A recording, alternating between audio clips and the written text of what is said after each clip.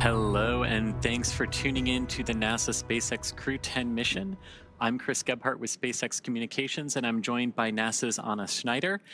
We are just a couple of hours away from the final approach and docking of Dragon to the International Space Station after a picture-perfect liftoff from the Kennedy Space Center yesterday. Overall, this will be Dragon's 46th visit to the International Space Station and its 14th human spaceflight mission to the orbiting lab, including the Demo 2 test flight, the 10 NASA Commercial Crew Program rotation flights, and 3 Axiom Space private astronaut missions. Now, looking back over the last 27 hours, launch day preparations started Friday, March 14th for our crew members. About 4 hours prior to launch, the crew completed their final medical checks before joining the SpaceX team to get into their spacesuits. After suit up in the NASA Operations and Checkout building, the crew walked out, waving some final farewells to their family and friends waiting outside. And then the next destination for the crew was the launch pad. It was a short ride to Launch Complex 39A, where the Falcon 9 and Dragon spacecraft were waiting for them. And then 2.5 hours prior to launch, the crew ingressed or entered Dragon, walking over that crew access arm, enjoying some last views of the Space Coast in Florida, and then heading into the White Room and then into the spacecraft Endurance. I love this view when the seats rotate. It's how you know you're getting close to launch, especially right before that hatch closure there. And then the moment we all waited for on Friday, Falcon 9 lit its 9 Merlin 1D engines and lifted off from Launch Complex 39A, where so many humans have left the planet Earth from the Apollo and Shuttle and now the Dragon programs. Falcon 9 ascended, and then following stage separation, the first stage booster supporting the mission performed a boost back burn to bring itself back to the launch site, where it landed at Cape Canaveral Space Force Station on landing zone 1. And then a couple of minutes after that, we had a good orbit insertion of Dragon, followed by spacecraft separation. And Anna, for me, it's always great to see Dragon flying free in space. Yeah, it was great, and it was about a 9-minute ride to orbit from liftoff and then until that stage separation and when it was flying free. So then about 45 minutes after liftoff, Dragon executed the first major burn known as the phase burn, which is performed at the first apogee or highest point of the initial orbit and raises Dragon's perigee or lowest point to a higher altitude. This was the first of 5 major burns using its Draco thrusters required to raise Dragon's orbit and position it for approach to the International Space Station. And then earlier today, that sequence of rendezvous and phasing burns continued as Dragon executed the boost burn at 12:08 p.m. Pacific time, 2:08 p.m. Central time. That boost burn put the crew in an orbit where Dragon's apogee, or the highest point of the orbit, was just 10 kilometers lower than that of the space stations. But raising only the apogee of Dragon's orbit isn't enough for the rendezvous that we want in order to be able to dock to the space station. So before we approached the space station, we needed Dragon's entire orbit, not just that highest point, to effectively be shadowing the space station. And in order to do this, Dragon executed the close burn at 12:50 p.m. Pacific time, 2:50 p.m. Central time, which was about half an hour after that boost burn.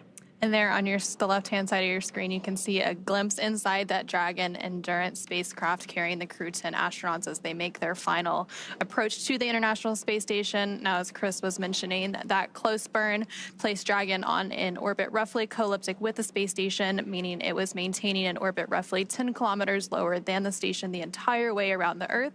And again, that's in contrast to only being 10 kilometers lower than the station during Dragon's apogee, or the highest point in its orbit, which is achieved by the boost burn beforehand.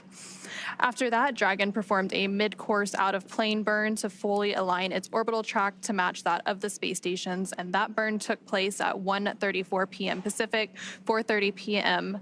Eastern. More than an hour later, at 2:25 p.m. Pacific, 4:25 p.m. Central, Dragon executed the fourth maneuver known as the transfer burn, and this is where Dragon raised its apogee or highest point of its orbit to just 2.5 kilometers lower than the space station. And then Dragon rounded everything out with a final co-elliptic burn at 3:19 p.m. Pacific time, 5:19 p.m. Central time, to once again maintain a constant lower orbit than that of the space stations, this time just 2.5 kilometers below the orbiting laboratory. And this final burn was shorter than the rest, lasting just about 30 seconds. And now, as we enter the approach phase, SpaceX flight controllers, which you can see there on the left-hand side of your screen, will work in tandem with the NASA team in Houston, which is on the right-hand side of your screen, to maneuver Dragon Endurance to the proper attitude. They will initialize the navigation sensors used for the methodical approach to station. They'll also activate and test out a number of systems on Dragon, including the bidirectional communications with the station using the C2V2 system. Now, C2V2 stands for Common Communications for Visiting Vehicles. It basically sets up a data stream from Dragon to the station, giving another path for Dragon telemetry to come to the ground and also providing an additional command capability to astronauts aboard the station. And that brings us to essentially where we are now. So looking a little bit ahead in our timeline at approximately 7:35 p.m. Pacific time, 9:35 p.m. Central, Dragon's Draco thrusters will fire for the approach initiation burn. Now, this burn will take place when Dragon is about 2.5 kilometers below the space station and about 7 kilometers behind it and still catching up with the station. And the approach initiation burn will bring Dragon to a point about 400 meters or a quarter of a mile directly below the space station. A small burn after that, called the approach initiation mid-course burn, is planned for about 25 minutes later at 8:05 p.m. Pacific, 10:05 p.m. Central. And all of these maneuvers will also move Dragon inside one of 2 checkpoints around the station that requires a set of go and no-go polls from different control teams. This first checkpoint is called the approach ellipsoid, or as you might hear it called out over the nets, AE. And the approach ellipsoid is an imaginary shape measuring 4 kilometers by 2 kilometers by 2 kilometers, and it's essentially a large 3-dimensional oval around the space station.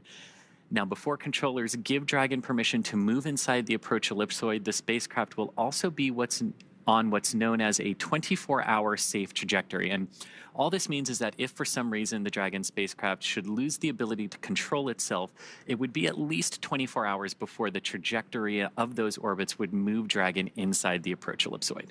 And we're now about 2 minutes away from that approach initiation burn, so we will be standing by for that. But as we continue to move on, after Dragon arrives at the 400-meter below station point, that will be known as waypoint 0, and that will be the first checkpoint during our approach. And the vehicle can hold here at 400 meters, but if all of its systems check out, Dragon then can continue its approach to waypoint 1, and Dragon's move from waypoint 0 to waypoint 1 will swing it up and out in front of the station, arriving at a distance of approximately 220 meters. At this point, it will be on what we call the docking axis, which essentially means it is directly in front of the Node 24 docking port. And just before arriving at waypoint 0, the NASA and SpaceX teams will conduct another go-no-go poll for Dragon, this time to move inside the keep-out sphere, which is another checkpoint that consists of an imaginary sphere around station with a radius of 200 meters. Flight controllers use this to monitor all arriving and departing vehicles, and this is another chance to confirm all of the guidance, navigation, and control systems are working correctly on Dragon before moving closer to station. It carries a similar requirement on the orbital trajectory that if Dragon were to somehow lose control of its thrusters, it and the space station would be safe for 4 orbits, or about 6 hours, rather than the 24 hours required to enter the approach ellipsoid. And then once Dragon has approval to move inside of the keep-out sphere, it will move from waypoint 1 in toward waypoint 2, which is just 20 meters in front of the station. Once Dragon is 20 meters away at waypoint 2, the spacecraft will begin focusing on aligning its docking systems with the International Docking Adapter.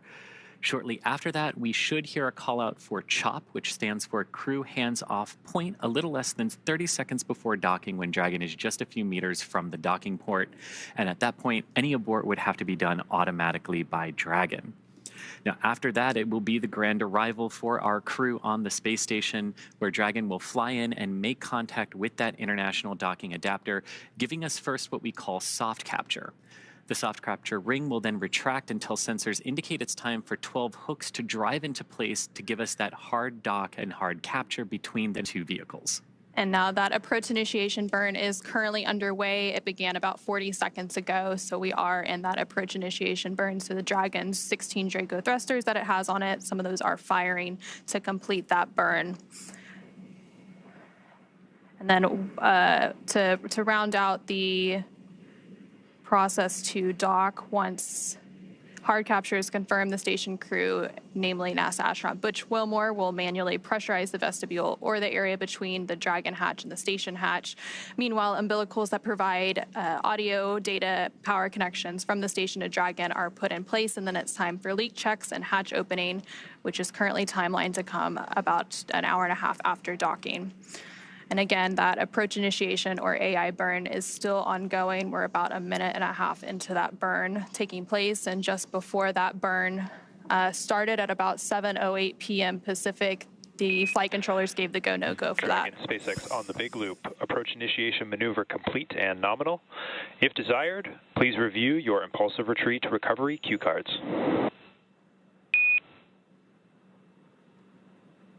SpaceX Dragon, copy. And we heard their SpaceX controllers confirming a good approach initiation burn to the crew aboard Dragon and a good confirmation from our Dragon crew.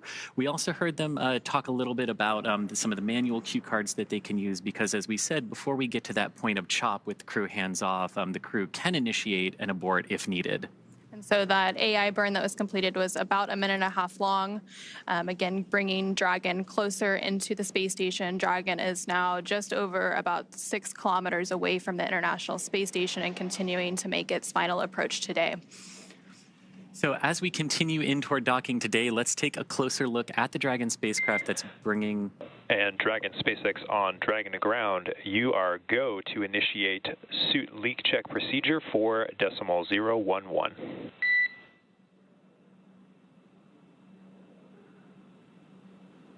Dragon copies, we're in for .011.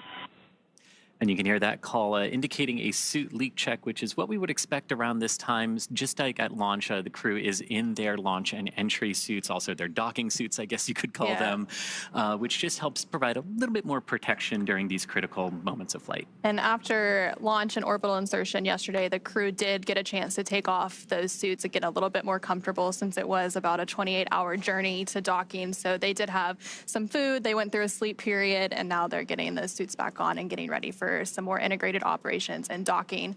And the comms you're hearing between the crew and on the ground, that is with the Crew-10 commander, NASA astronaut, and McClain. And just before we came on air, they also configured the big loop. So that is where all of the parties involved in today's operation are all talking on one loop. So that is the station crew, the Dragon crew, the SpaceX team here that you can see on your screen, as well as the Houston mission control team for NASA. They're all talking on one integrated loop, and that's what will continue to be operating through today's docking procedures. It really is a good collaborative effort, getting everyone up there safely. So while we continue to approach, let's take a look at the Dragon spacecraft bringing the Crew-10 crew up to the International Space Station today. The Dragon spacecraft and its trunk stand just over 26 feet tall, and there are 2 windows on the spacecraft plus one underneath the nose cone. Now, that nose cone opens shortly after launch to expose the forward bulkhead thrusters and docking mechanism that will connect with the space station. Dragon's trunk also holds solar cells, which help power Dragon while it is in free flight, and on certain missions, the trunk can also carry some unpressurized cargo for us. And Dragon has 16 Draco thrusters that can be used. Dragon on Dragon to ground, 2.2 ready to pressurize. Copy, Dragon. You are go to initiate suit leak checks. And there you heard some additional Dragon copies, go for suit leak checks. some additional communications between the Corps and NASA astronaut Ian McClain, who is the commander for Crew-10, just confirming that they're proceeding with those suit leak checks. When you hear them talk about those procedures, there's often a number associated with that, and that is just the procedure number that they can go look up and make sure everyone on the ground and on the Dragon or on the station, they're all following the same procedures in step-by-step order. So Dragon does have 16 Draco thrusters that can be used in space to help navigate the spacecraft to its destination, and we saw those firing not that long ago with that approach initiation burn, and they've also been firing for all of those previous burns leading Dragon to the International Space Station. Again, Dragon is now just over 5,300 meters, about 5.3 kilometers away from the International Space Station and continuing to close in.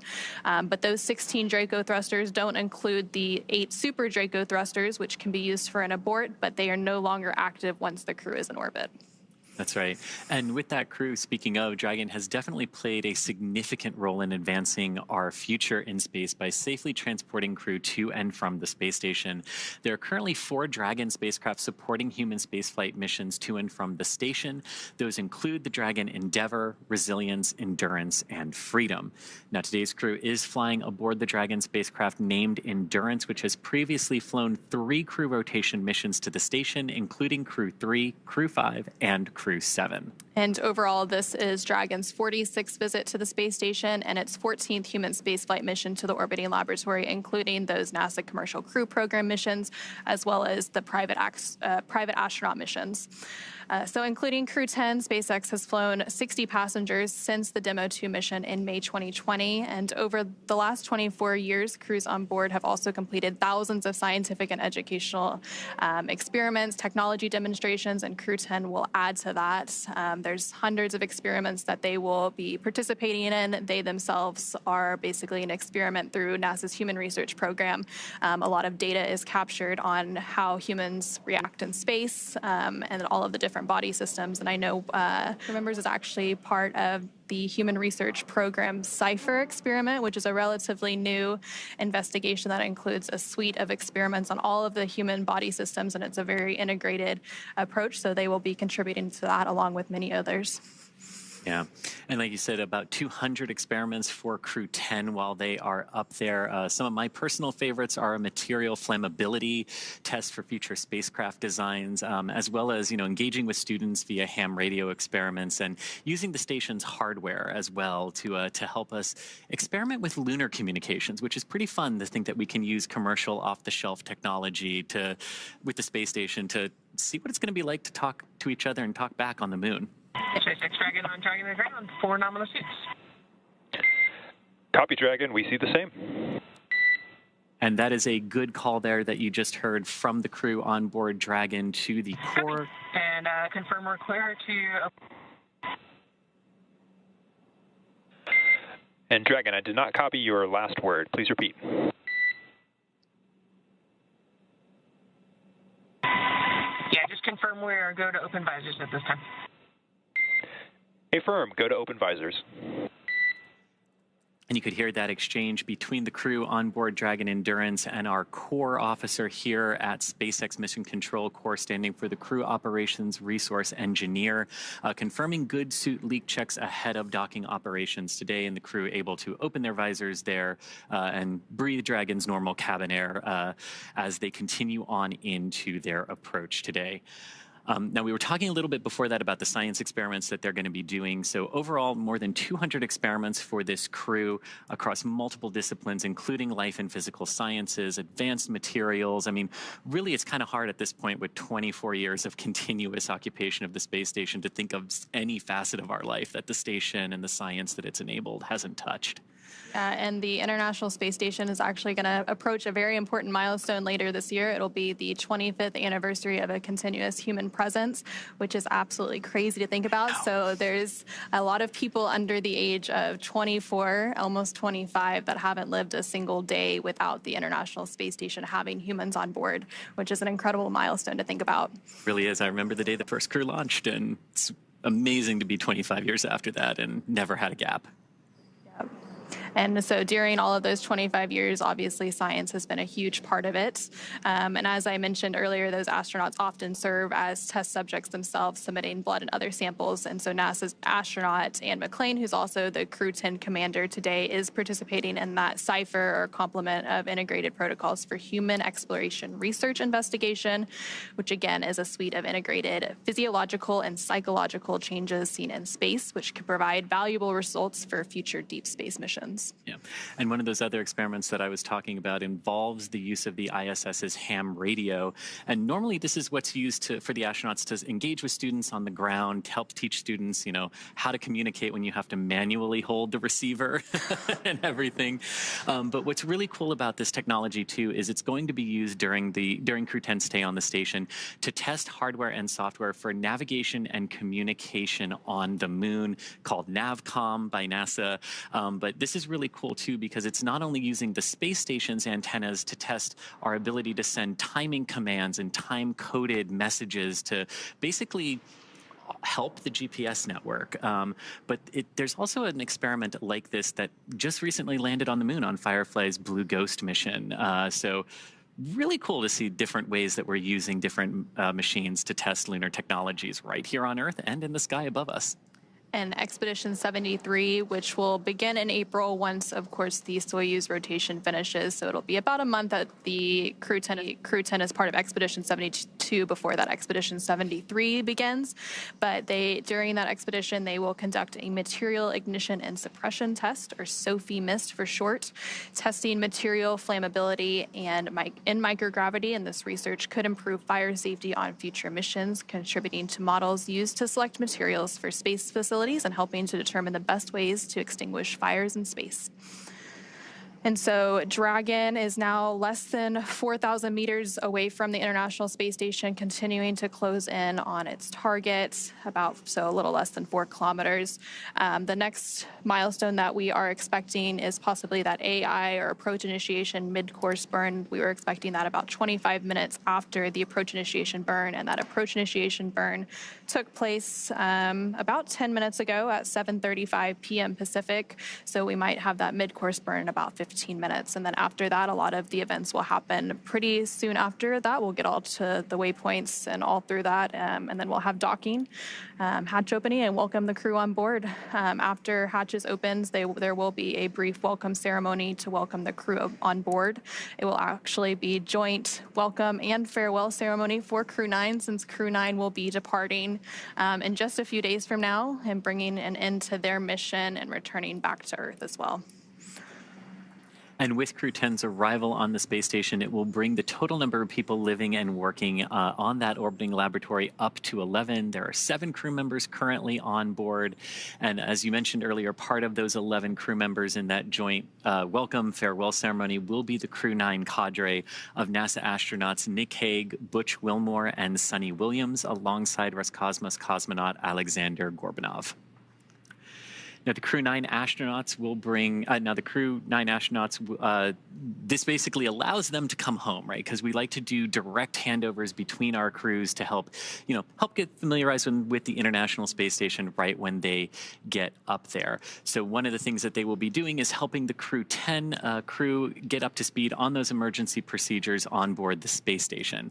And then when NASA and SpaceX teams determine that weather is ideal for splashdown around Florida, the members of the Crew-9 crew will board their Dragon spacecraft for their return to Earth. And as you mentioned a little bit, those direct handovers that we're going to see between Crew-9 and Crew-10, so those handovers between crews, allow for a continuity of the activities on the International Space Station and also help to ensure that continuous U.S. presence on the space station. Again, we just mentioned that the International Space Station has been continuously occupied by humans for over 24 years now, approaching that 25-year mark in just a few months. And so in a few weeks, NASA astronaut Johnny Kim, along with his Roscosmos crewmates, will join the on-orbit crew. And then shortly after that, we will see the departure of the Soyuz MS-26 spacecraft that will return NASA astronaut Don Pettit, along with his Roscosmos crewmates, home. And that will mark the commencement or the beginning of Expedition 73.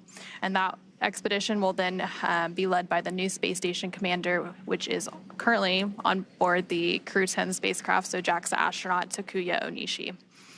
And as Dragon continues to approach the International Space Station, we can see from the tracker there on your screen that they are both flying over the southern portions of Africa right now, about to swing out over the Indian Ocean. Yeah, and like yesterday was, as we launched, it's all about speed, right? Dragon and Falcon 9 gaining that velocity to get into orbit with each other. But and there we go. Look at that. That was a view from one of Dragon's cameras looking at the International Space Station. This is inside Dragon now, with Commander Anne McClain on your left and pilot Nichole Ayers on your right. You can see them taking a drink there from some of the water that they've got on board Dragon as they continue to monitor the approach to the International Space Station. Unlike some previous vehicles that we have, Dragon is very autonomous in how it approaches the ISS. So the crew is really monitoring and able to take manual command if they need to, but really just monitoring Dragon's progress as it approaches the ISS here today. And there's that view. Anna, I love this. And you can tell that Dragon is looking directly at the International Space Station, its target for today, as it continues to make its approach. So we have those great views there. And now that you have that, well, you did for a second have that map view of where the International Space Station was. So yesterday at the time of launch, which was at 7:03 p.m. Eastern, the International Space Station was flying off the west coast of Australia. So you can see now that they're trying to catch up to each other. They had those approximately 28 hours for Dragon to catch up to the International Space Station so that it can dock today. And you mentioned that catch-up, and right before we started getting those great views, we were talking about how yesterday was all about an insane amount of velocity being added to Dragon by Falcon 9.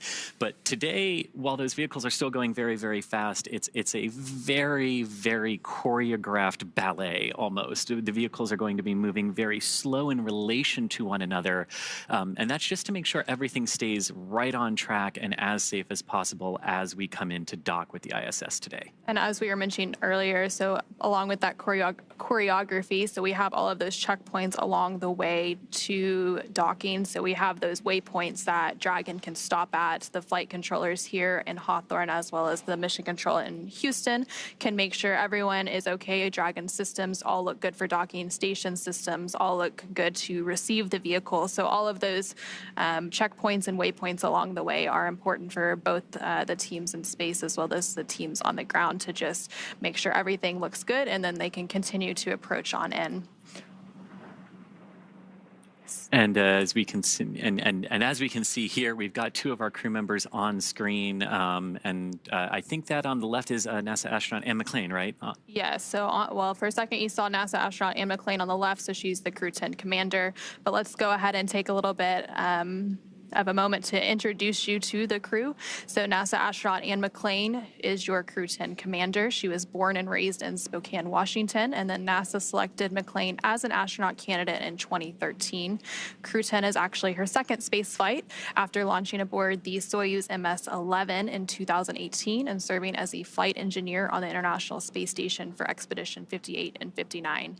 In total, she previously spent 204 days in space, completing 2 spacewalks that totaled 13 hours and 8 minutes outside of the orbiting laboratory.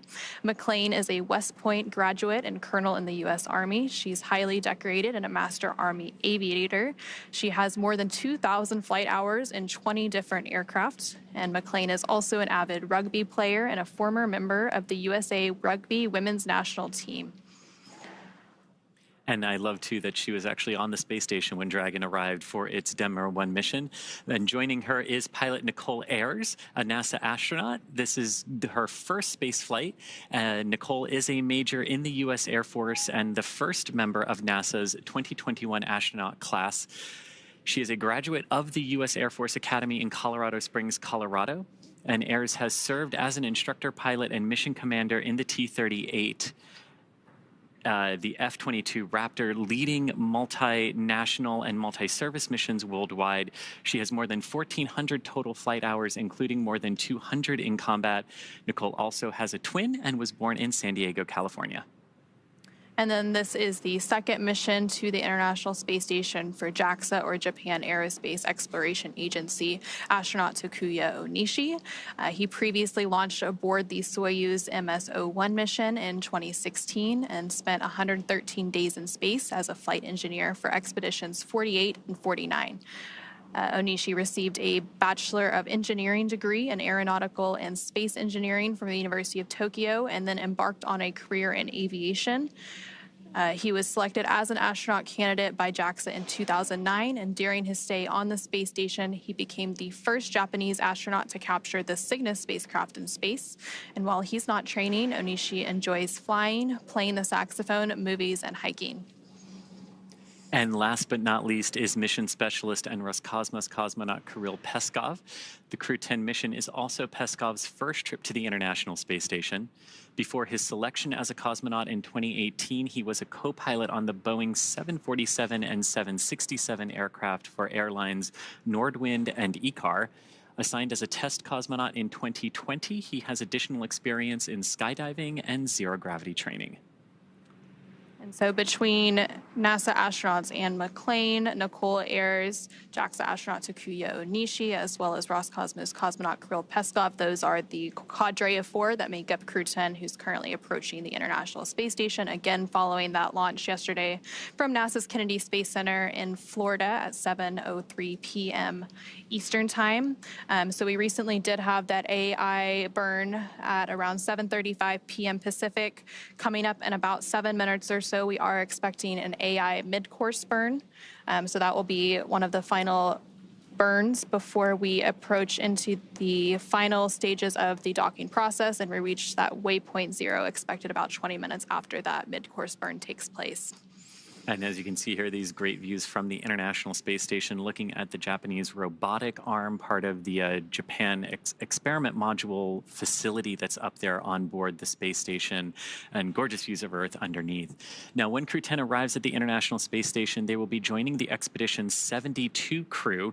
That is an expedition that's been in progress for a few months aboard the International Space Station. And then about a month or so after they arrive, a Soyuz crew rotation will take place from Roscosmos, bringing 3 new crew members up on that new Soyuz, and then the previous crew that departs on that Soyuz will mark the beginning of Expedition 73 on board the space station. Yeah, so when that Soyuz departs, NASA astronaut Don Pettit will return home, and then coming aboard a Soyuz to the International Space Station will be NASA astronaut Johnny Kim, along with their Roscosmos crewmates. And so again, we typically have those crew rotations take place about every 6 months or so, so they're long duration missions to the International Space Station. And there now on your screen, you're seeing a live view of just behind us, actually, the SpaceX mission control team in Hawthorne. So when we do hear those call-ups to Crew-10, those are typically coming from here with the core or the crew operations resource engineer.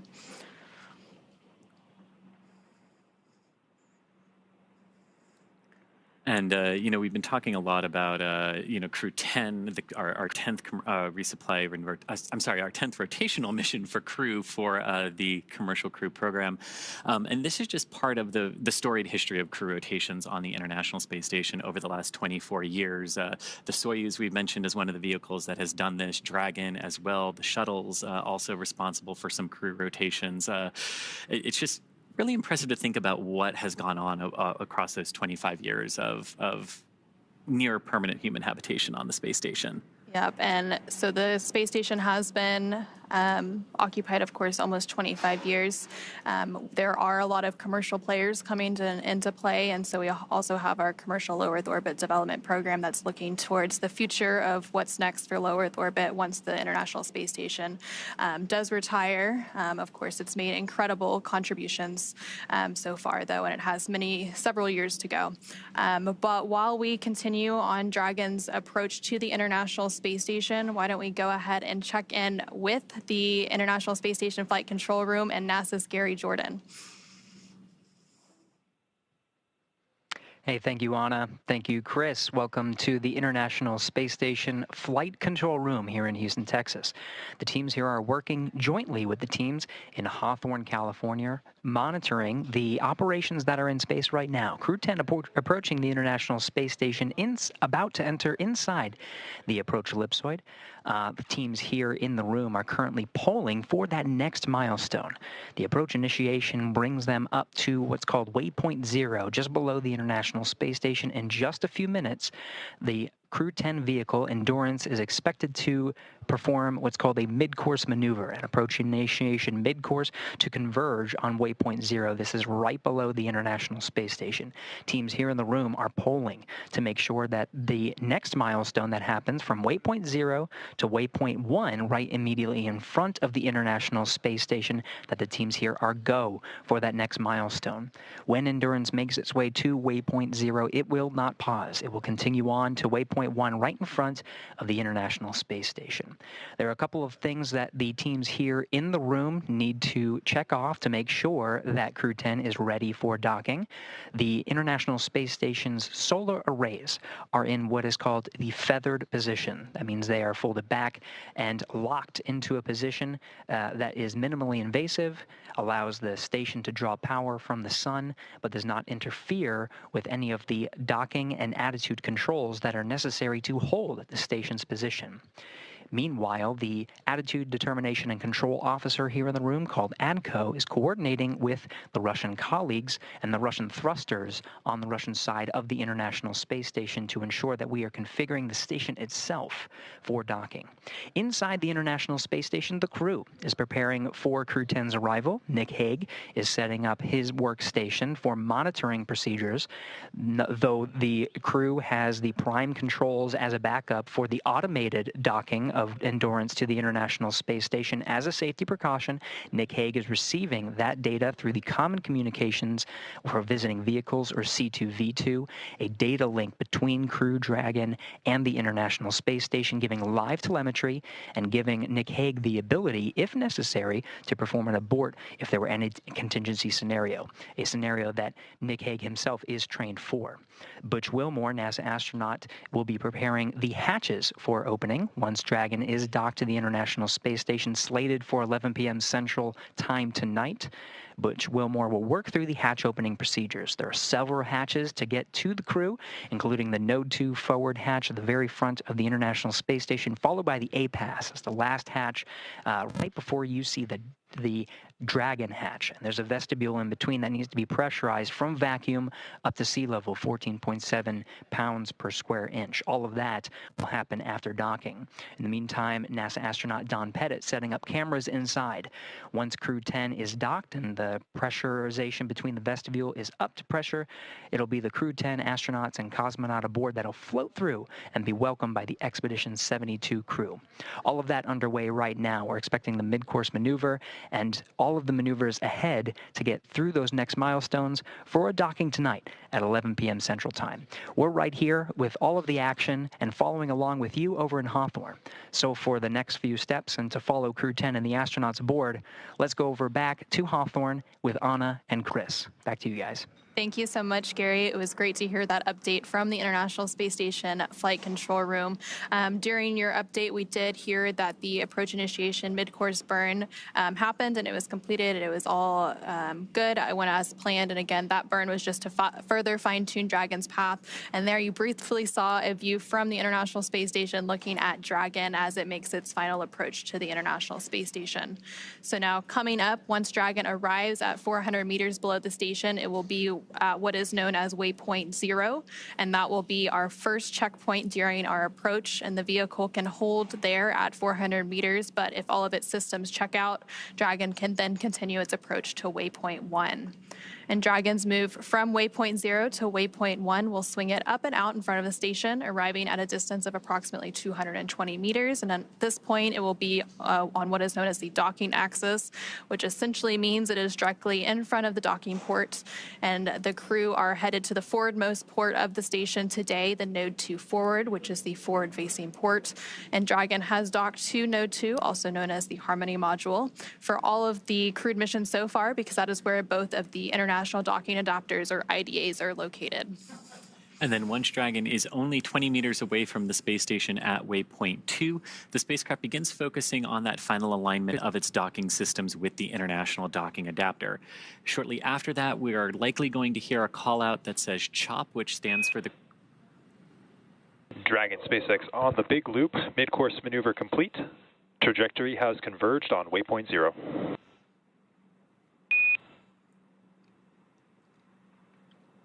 And that is exactly what we were hoping to hear. Exactly what we were hoping to hear there, that mid-course correction burn, nudging Dragon back onto the proper trajectory to intercept waypoint 0, which is that 400 meters below the International Space Station.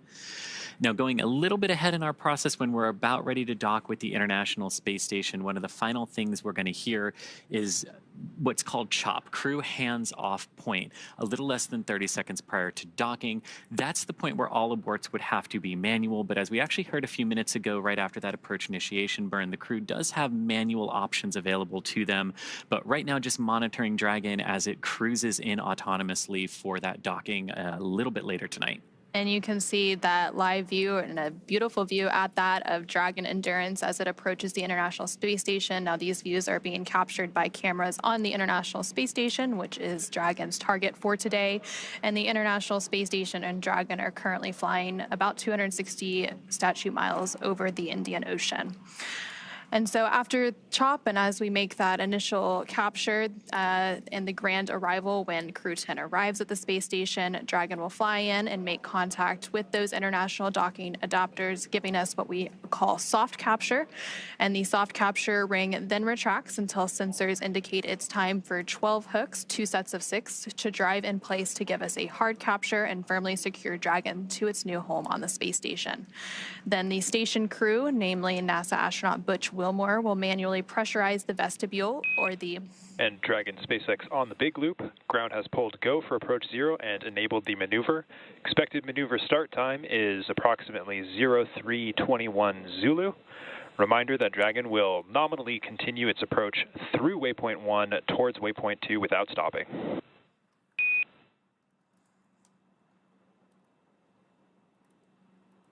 SpaceX Dragon copies and go for approach 0. And there we just heard some conversations between that core crew operations resource engineer here at SpaceX Mission Control in Hawthorne and NASA astronaut and Crew-10 commander Ann McClain. They were talking about approaching waypoint 0. They had that go, no-go poll. Again, those are joint polls between the SpaceX team in Hawthorne as well as NASA's team in Houston, just to verify that all systems on Dragon, all systems on the space station look good and they can proceed past that waypoint 0 that we were just talking about. And so once we do have that docking and we have that hard capture, they will begin the pressurization process of the vestibule, and that is the area between the Dragon hatch and the station hatch that was previously exposed to the vacuum of space. And then umbilicals that provide power, audio, and data connections from station to Dragon are put in place, and then there will be a series of leak checks before the hatches are finally open, welcoming Crew-10 aboard the International Space Station as part of Expedition 72. And that hatch opening is slated to take place about an hour and a half or so after we get that docking later today.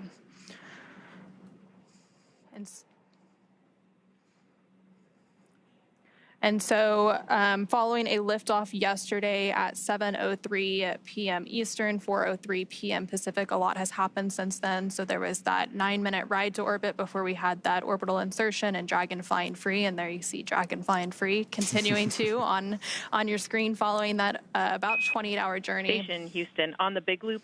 Expect to start monitoring Dragon in approximately 35 minutes.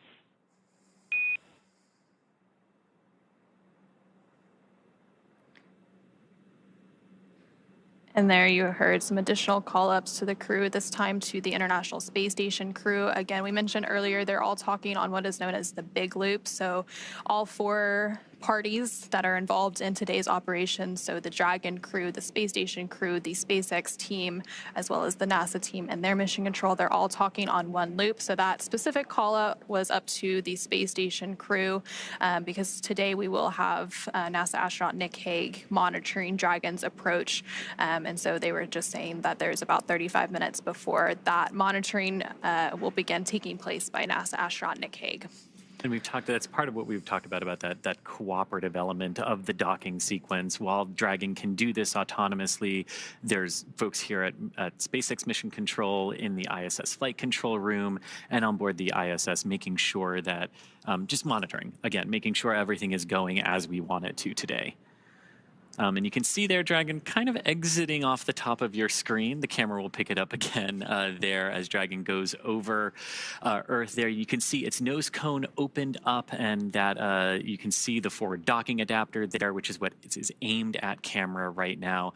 And that nose cone was over that docking apparatus during liftoff to help protect it from the aerodynamic forces and some of that heating that Dragon experiences as it heads uphill into space.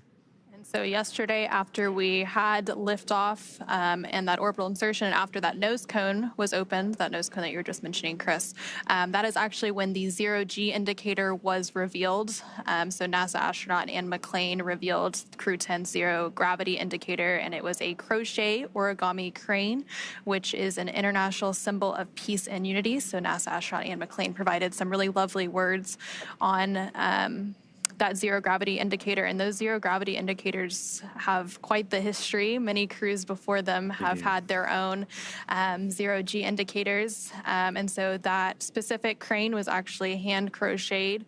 And it also, they also mentioned the commemoration of the 50th anniversary of Apollo-Soyuz as part of that zero-G indicator rollout.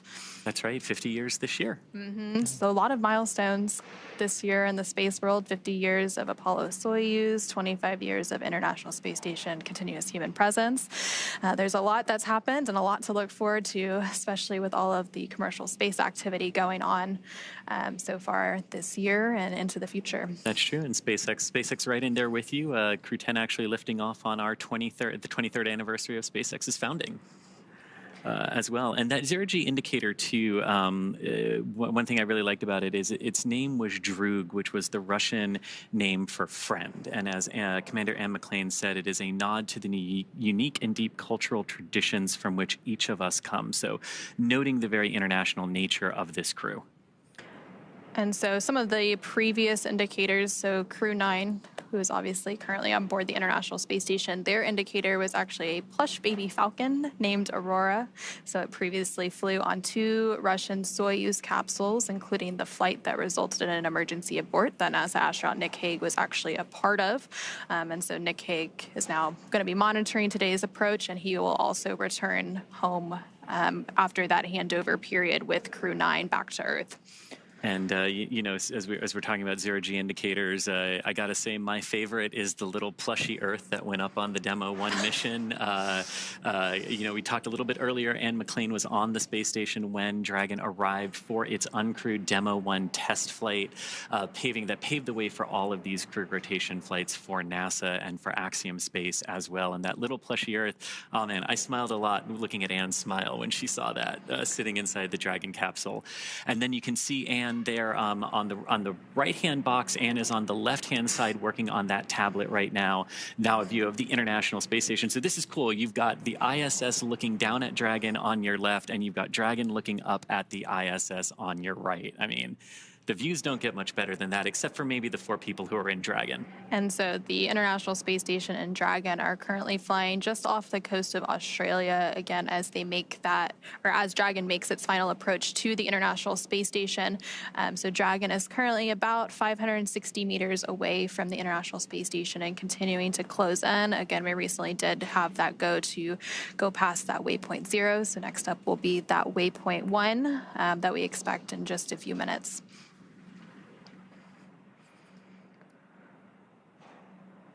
Yeah, and from that initial test flight that Dragon did in March of 2019, that was then followed in May of 2020. Kind of hard to believe we're also approaching the 5-year anniversary of Dragon human spaceflight missions as well this year. We had that Demo 2 mission with Bob Behnken and Doug Hurley launching in May of 2020 and coming back a couple of months later in August. And then we started those crew rotation missions for the commercial crew program for NASA in November of that year with our Crew-1 crew and Dragon. And since that point, there's always been a Dragon at the International Space Station. And so we did mention earlier there are currently 4 Dragons that are active. So they're flying today on the Dragon spacecraft Endurance. And typically whenever there is a new Dragon, the crew gets to name it. And so we have Endurance, Resilience, Endeavor, Freedom. And Freedom, yes. And also, so we talked a little bit about the zero gravity indicator. The crew also works to design their mission patch ahead of each mission. And so that also dates back. It has quite a history with those mission patches. So the SpaceX Crew-10 patch was designed by the 4-person crew. They actually used AI for some initial inspiration, and then a human artist perfected the design. So it's a 10-sided patch with the Roman numeral X boldly in the center, representing the 10th operational flight of the Dragon spacecraft. And then on the patch, the Dragon has its wings out in full flight. And it's a nod to the 4 crew members who are all professional pilots. So we mentioned that a little bit earlier when we were going through the bios of NASA astronauts Anne McClain, Nichole, Ayers, JAXA astronaut Takuya Onishi, as well as Roscosmos cosmonaut Kirill Peskov. All of them have a pilot or aviation history, so that was a little bit of a nod in their patch as well. And again, you're seeing some live views there of NASA astronaut Anne McClain and NASA astronaut Nichole Ayers to the left and right there on your screen. So Nichole Ayers is the pilot. Anne McClain is the commander for the mission today. Again, as they continue to make their way to the International Space Station for docking to that forward port. The Dragon spacecraft is currently less than 480 meters away from the International Space Station, continuing to make its approach.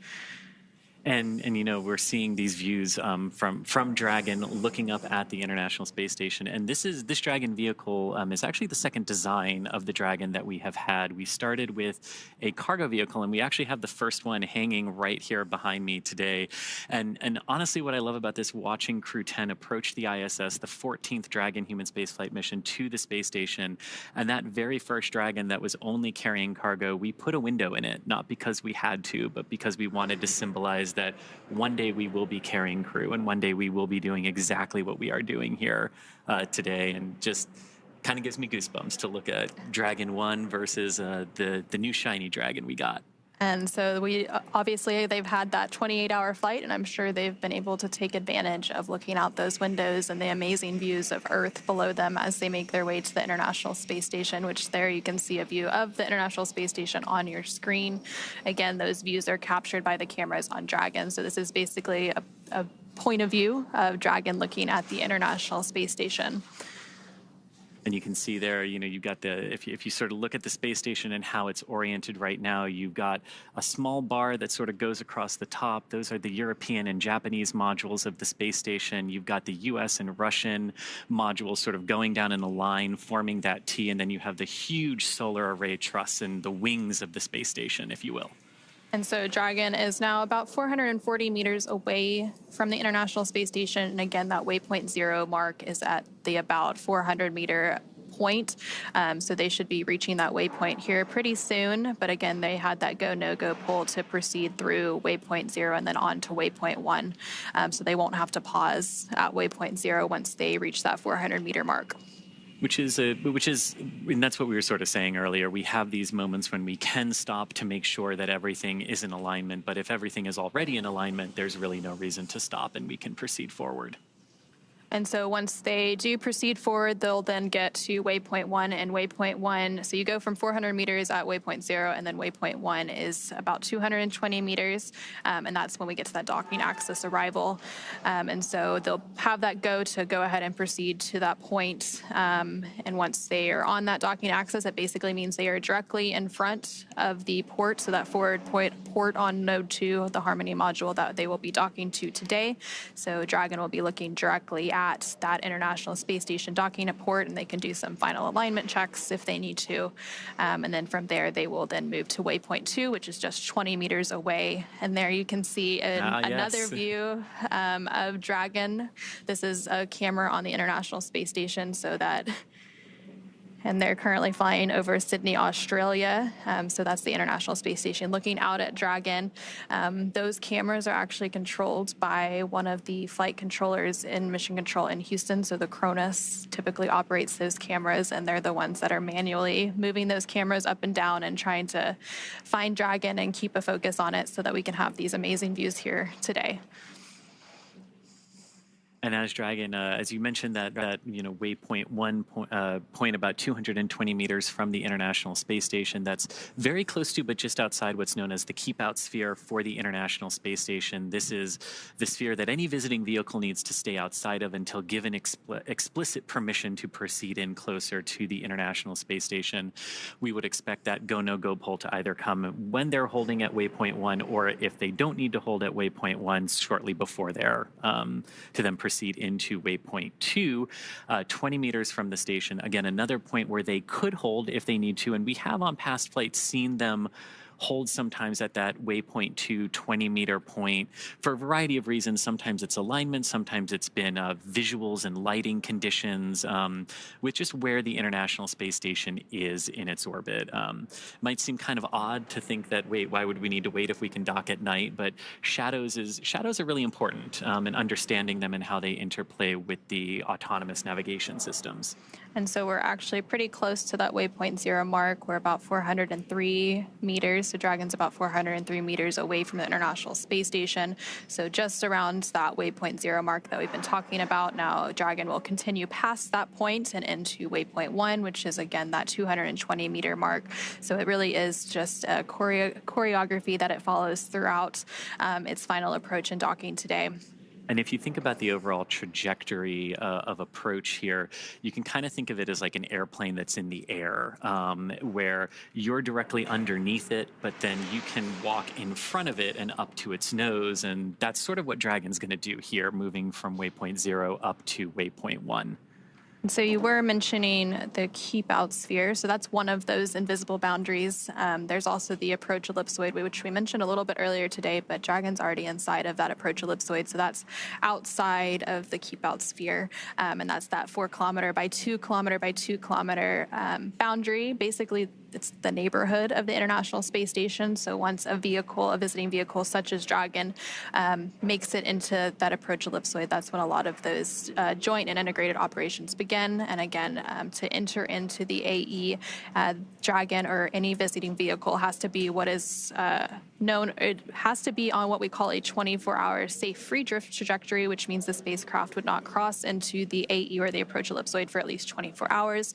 So when they do those go, no-go polls to proceed in that is one of the things that they're looking for, making sure that that the vehicle is safe and can proceed in. And so now we're going inside that next invisible boundary around the space station, which is that keep out sphere that we've been mentioning. And if you're just joining us here, some great views that are on your screen as Dragon is approaching the International Space Station, just inside of 400 meters now, passing waypoint 0. On the left-hand side of your screen is a live view from the International Space Station looking down at Dragon. You can kind of see it moving across the white clouds there, about to go over the blue ocean in the middle of the screen there. And then on the right, we did have some images of the International Space Station and some images inside of Dragon as well. But Anna, it never gets old looking at views of spacecraft silhouetted against Earth. And if we think these views are amazing, I just can't imagine what Crew-10 thinks of these views looking down at Earth from the Dragon spacecraft. So you did mention we were inside of waypoint 0. Dragon SpaceX on the big loop. Approach 0 has started and trajectory has converged on waypoint 1. Expect arrival at waypoint 1 at approximately 0347 Zulu.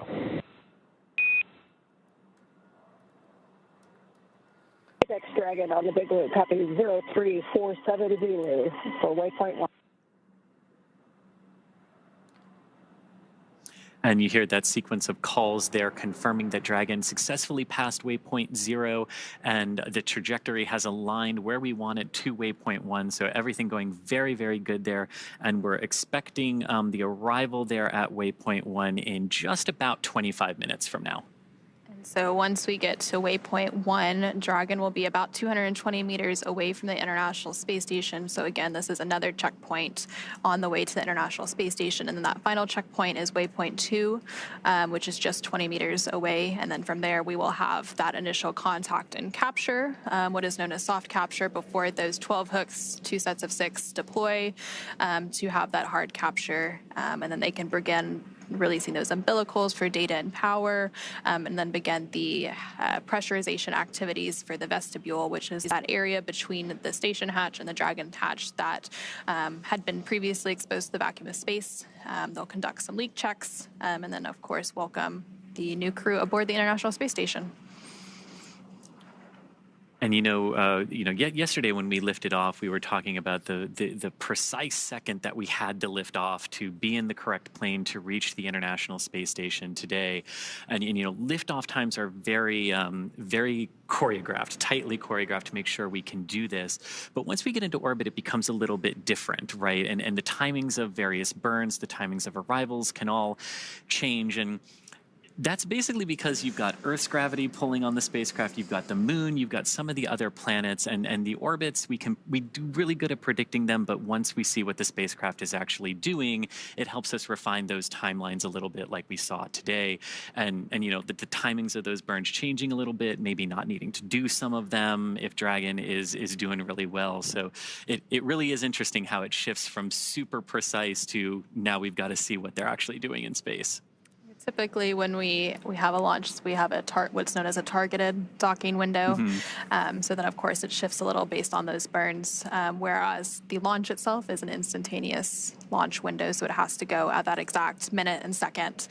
So again, yesterday's launch took place at 7:03 p.m. Eastern, 4:03 p.m. Pacific, and since then, Dragon has had about a 28-hour journey to make its way to the International Space Station.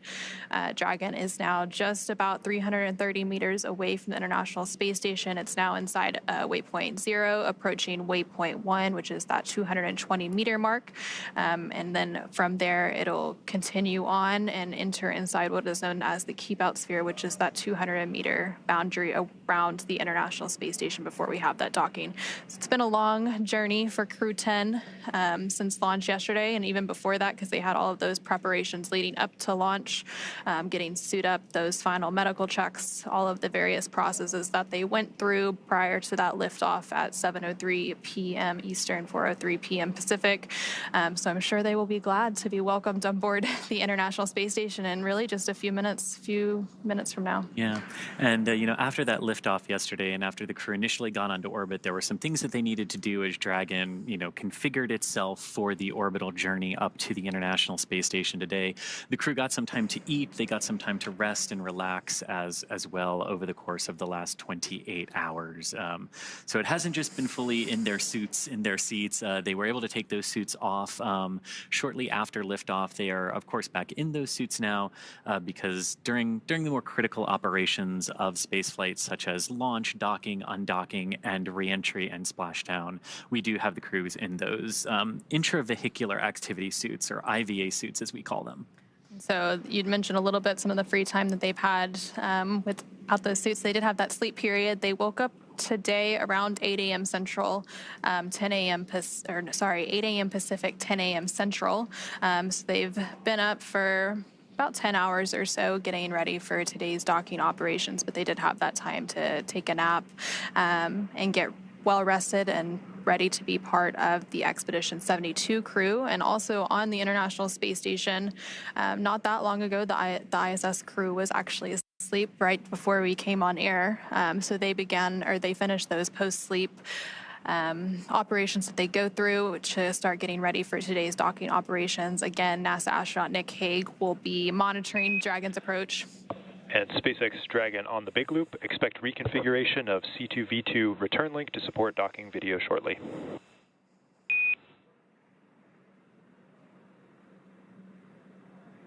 SpaceX Dragon, copy. And that call basically saying that that C2V2, the common communication for visiting vehicle system that allows Dragon to talk to the ISS to talk to the ground, it just sort of creates some nice redundant communication paths for all the vehicles and all the teams involved today. That system was primarily configured for the initial approach of Dragon up to the station through waypoint 0, and we just heard them briefing the crew that they'll be reconfiguring that again for the docking portion. So we'll continue to hear a lot of those call-outs from the ground teams and the astronauts on the International Space Station, as well as Dragon, as we continue to get into the final stages of docking today. Right now, Dragon is about 310 meters away from the International Space Station and continuing to fly in to make its final approach and docking. So it's getting pretty close now. And there you're continuing to see, if you squint, you can see a view of Dragon there in the center of your screen. So again, these are views captured by cameras on the International Space Station. And so that is the Dragon Endurance spacecraft, and it's actually the fourth flight for that Endurance spacecraft. It previously flew 3 other commercial crew program missions, Crew-3, Crew-5, and Crew-7, and the fourth flight, obviously, today for Crew-10. That's right. And overall, this is the 10th crew rotation mission for NASA's Commercial Crew Program that Dragon is flying. It's also Dragon's 14th human spaceflight mission to the International Space Station. station and Dragon's 16th human spaceflight mission overall, since Dragons don't always go to the International Space Station, but we have had 2 free flyer missions in the Inspiration 4 and Polaris Dawn missions as well. And with the Crew-10 mission, Dragon has carried 60 crew members at this point across its 16 missions.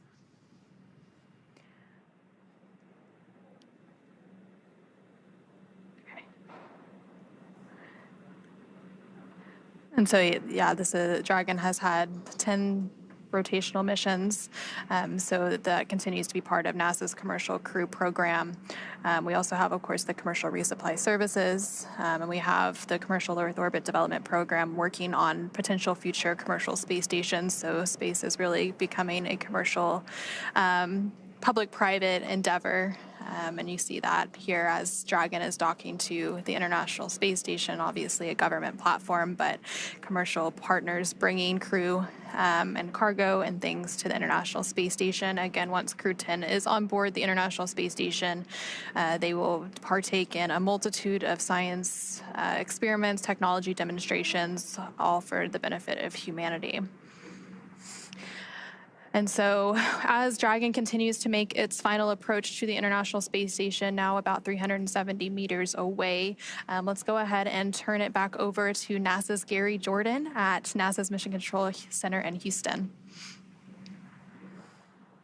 Hey, thank you, Anna. We are following along on the action here. Now inside the approach ellipsoid, we are in what is called joint operations. Both teams in each of the flight control rooms here in Houston, as well as where you are, Anna, at the Mission Control Center over in Hawthorne, California, with the SpaceX teams, are operating by the same joint flight rules.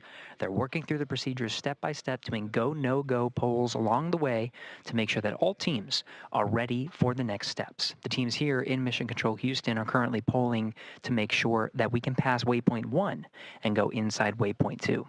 When we pass waypoint 1, we're going to be inside what is called the keep out sphere. Now, when we cross that boundary, there are a new set of flight rules to abide by and a new set of conditions to make sure that the crew can proceed all the way to docking, currently scheduled again for tonight at 11 p.m. Central Time, 9 p.m. Pacific. So the station is continuing to prepare for the crew's arrival. As I mentioned before, the station's solar arrays are feathered. We did configure the station itself to be in the docking attitude, and teams here are working through the C2V2 system, the common communication for visiting vehicles, power cycling that and make sure that data is flowing between the two spacecraft, the International Space Station and Crew-10 Endurance, and that the Crew-10, when it's on the docking axis right in front of the International Space Station going in towards the forward port, has a perfect view of the docking ring, of the docking port, the International Docking Adapter. And as it closes its way in, has all the data Dragon it needs. is transmitting docking camera video. Please confirm video and data updating in the Dragon docking monitor.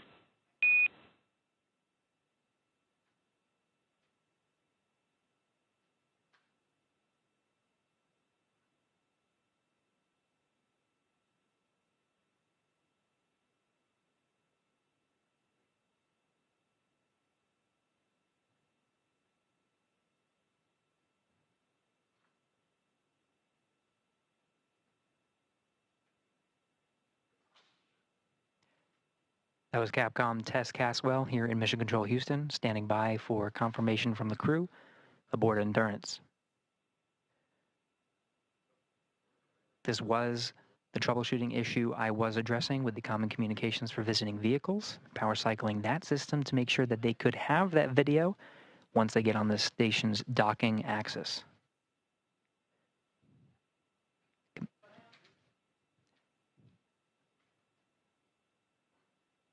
As we wait for crew confirmation, we are getting video from the International Space Station's external cameras. And Houston Station on the big loop, I can confirm I have good centerline camera. Station looks beautiful. Houston copies.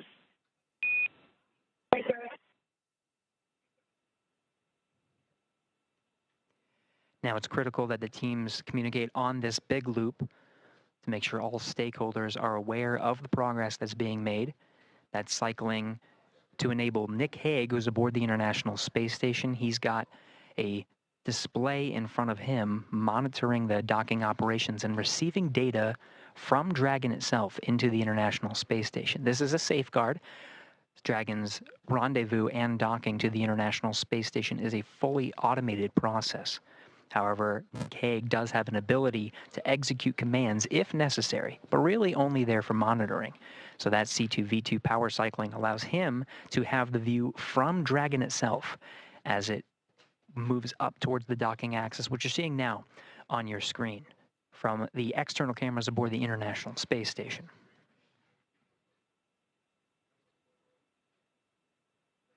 Hague monitoring Dragon's arrival, receiving data including range and range rate, making sure that Dragon is moving at the expected velocity, speed, position. Everything's positioned on board the International Space Station for docking. Again, the station itself at the docking attitude. Now again, the station teams here in the International Space Station flight control room polling to make sure that Dragon itself can proceed past waypoint 1 towards waypoint 2. Waypoint 2 being just 20 meters in front of the International Space Station's docking port. This will be inside the keep-out sphere. It is Nick Hague monitoring the operations from the International Space Station. Now, once it makes its way in to dock with the space station, it'll be NASA astronaut Butch Wilmore that is tasked with the responsibility of opening up the hatches and preparing the station to welcome the crew aboard Endurance. This includes opening up several hatches, including the Node 2 hatch and the APAS hatch, both of which are closed for the docking operations and cannot be opened until the docking is complete. He'll start venting air to make sure that the air is circulating properly through the pressurized mating adapter, and there's no pockets of carbon dioxide, just a safety procedure. When he's going to inspect the hatch, he'll be wearing goggles and gloves for safety measures. We'll cover all of that post-docking, but that'll be Butch Wilmore's responsibility. We'll also be getting camera views from inside the station. These were set up by NASA astronaut Don Pettit. The crew waking up and making sure on an early day aboard the International Space Station, much earlier than their typical day. In fact, their crew wake period was just after midnight Greenwich Mean Time, which is the time that they operate aboard the International Space Station. They were up and making sure that everything was prepared for Crew-10's arrival today.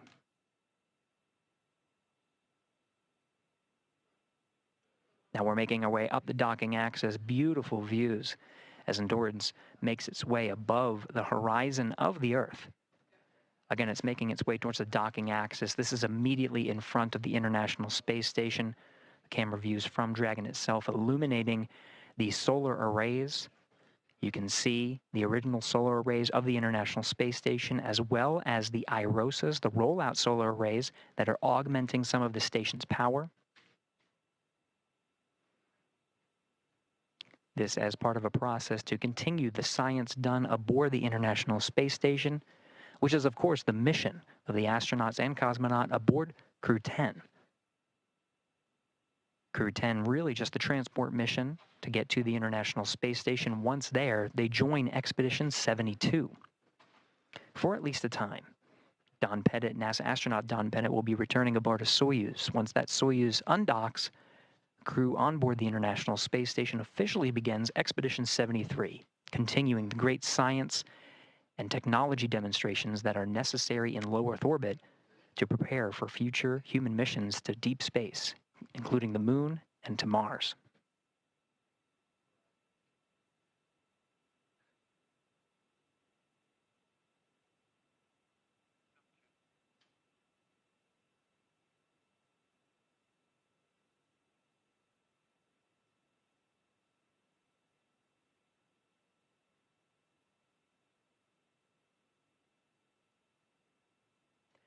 Camera views from inside Dragon Endurance showing displays that show some of the trajectory that is necessary to converge with the docking axis. This is waypoint 1. Now, when you see those displays, you'll see the trajectory curve out The spacecraft itself calculating breakout maneuvers that are necessary as it makes its way along the planned set of procedures and approach maneuvers. Waypoint 1 immediately in front of the docking axis. Once that is executed, the Dragon will fire its Draco thrusters to maneuver inside.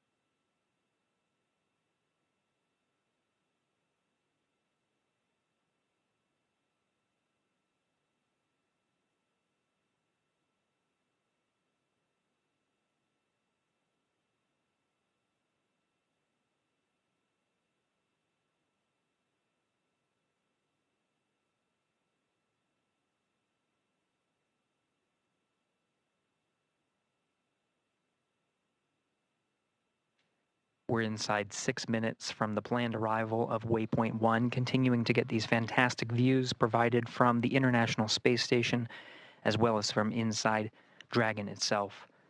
Commander Anne McClain, as well as pilot Nichole Ayers, you see positioned as the camera in between them, shows them in their launch and entry suits.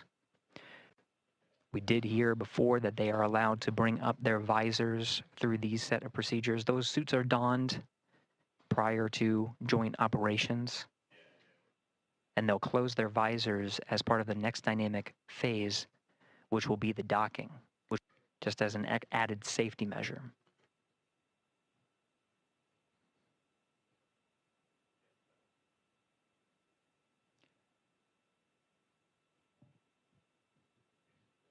Endurance less than 300 meters from the International Space Station, being illuminated by an orbital sunset right now.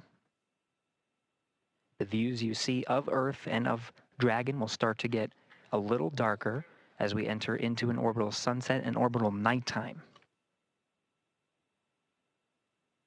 Dragon, now brightened by the sun, will start to dim, and you'll start to see the docking lights as well as the navigation lights. Docking light will be white at the center of the spacecraft, and you'll see green and red lights on the forward bulkhead, green indicating the starboard position, red indicating the port position. The International Space Station cameras sometimes view from an upside down position, as you can see from this view, as the Earth is on the top left of your screen. So the port and starboard navigation light positions will be reversed, but it's because the camera is sort of upside down from the position of Earth. Additionally, the cameras on board the International Space Station are subject to the radiation environment of the station. Now, the station itself does receive a certain amount of radiation, but also a certain amount of protection from the Earth's atmosphere. As we are in low Earth orbit, 250 miles from the Earth is not terribly far. There's still a decent amount of protection, but there is a higher radiation environment. When we enter into an orbital nighttime, some of the cameras, you'll start to see some pixels, different colors on the camera. As we enter into an orbital nighttime, those pixels and different colors become a little bit more apparent. Those are from the radiation environment, the radiation damaging the pixels inside the cameras themselves.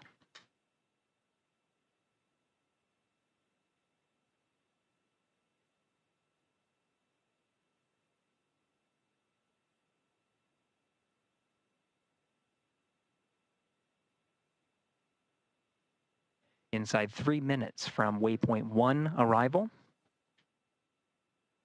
we do have a go to proceed past Waypoint 1. So Dragon, what you'll see is not a pause at waypoint 1, but it should proceed towards the keep out sphere. You'll notice some of the views change throughout our coverage here. The feeds coming from Dragon, you can see illuminating the International Space Station. Those feeds provided by ground SpaceX stations. On the big loop, approach 1 and soft capture ring extension will begin shortly. Dragon will continue its approach to waypoint 2.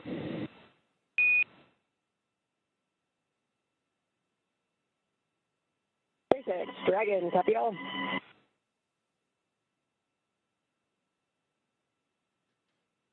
And that relayed from the SpaceX core in Hawthorne, California, confirmed by the crew aboard Endurance. We are proceeding inside the keep out sphere. You are seeing the docking light begin to blink at the center of Dragon Endurance.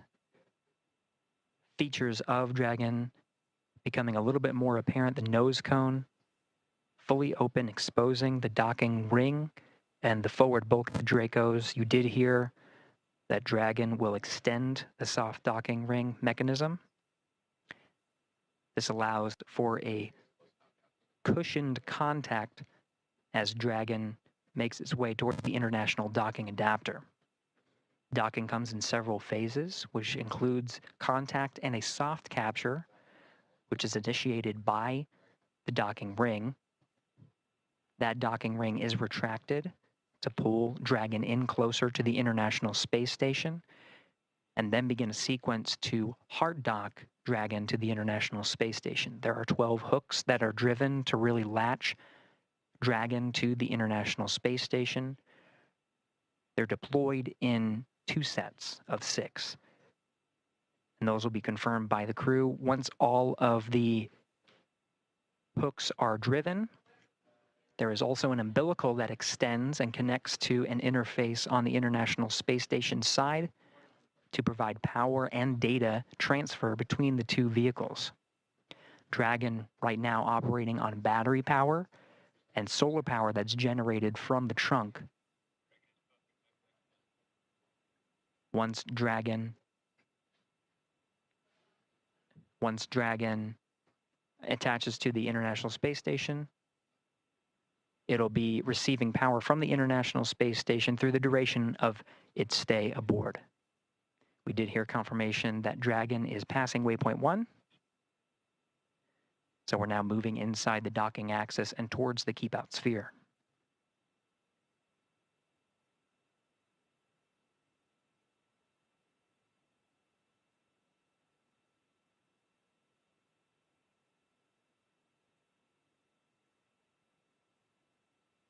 Now passing waypoint 1, Dragon Endurance heading towards the International Space Station. We're following along from here inside Mission Control Houston, working jointly with the teams in Hawthorne, California, to take us through the next series of steps, including crossing the keep out sphere and heading towards waypoint 2. Let's send it back over to Anna and Chris in Hawthorne. And thanks, Gary. Yeah, so we have passed waypoint 1, so waypoint 2 is what is up next, and that will put Dragon only about 20 meters.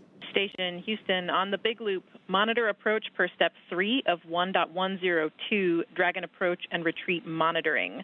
Let us know when your review is complete and you are ready for docking.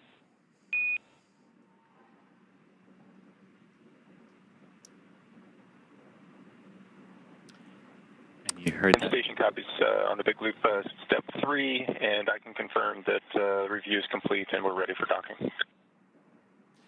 So that call there between the ISS flight control room and the crew on board the International Space Station. Houston copies. At waypoint 2, Dragon will hold for approximately 5 minutes. And you heard that call there indicating that the ISS... Thanks for the heads up. And the crew there are now ready for Dragon's docking to the forward docking adapter of the Harmony module of the International Space Station. Dragon approaching waypoint 2, which is the point about 20 meters from the International Space Station's forward docking adapter. And as we did just hear there, we are expecting Dragon to hold for about 5 minutes once it reaches that point.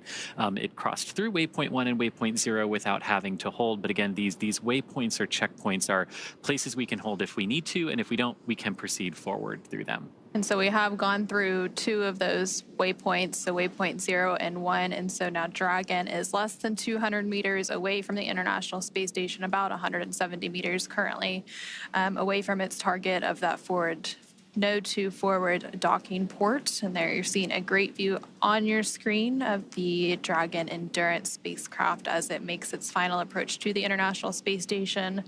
The teams in Mission Control Houston the teams at the International Space, or not the International Space Station, the SpaceX Mission Control teams behind us are, of course, doing some final go, no-go polls for docking. It's one of the final checkpoints between those teams to make sure everyone is good to proceed and to dock. We did hear that there will likely be a brief hold at waypoint 2.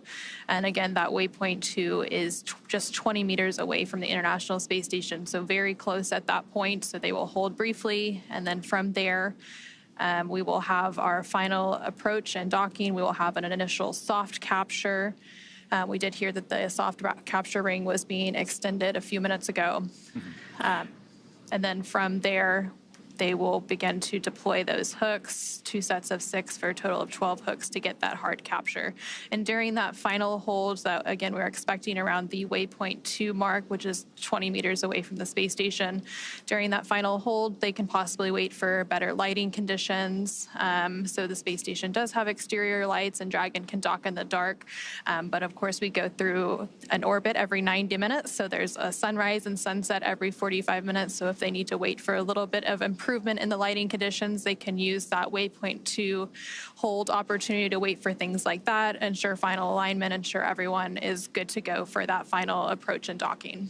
And as we could see right there, right before we switch to the inside view there, that's a great view on the outside. You can see that we're passing into an orbital sunset here, so approaching orbital night. And you can see how that lighting is very different on board the International Space Station. But what I love about that view, too, is you can see the forward navigation strobe light from Dragon illuminating the forward element of the International Space Station where it will be docking just a few minutes from now. But, of course, approaching waypoint 20. This is a view now from the International Space Station looking at Dragon. You can see the white navigation light indicating the center of the docking alignment axis there. And the green light that you see is the starboard navigation light. So just helping the folks on the International Space Station keep track of Dragon's orientation there. And the red one that just came into view is for the port side orientation. And I really love this too as we get into orbital night as we're approaching the space station, because we're probably going to see Dragon's Draco thrusters pulsing, and that's always a sight to behold in orbital night. And so Dragon and the International Space Station. Soft capture ring extension complete.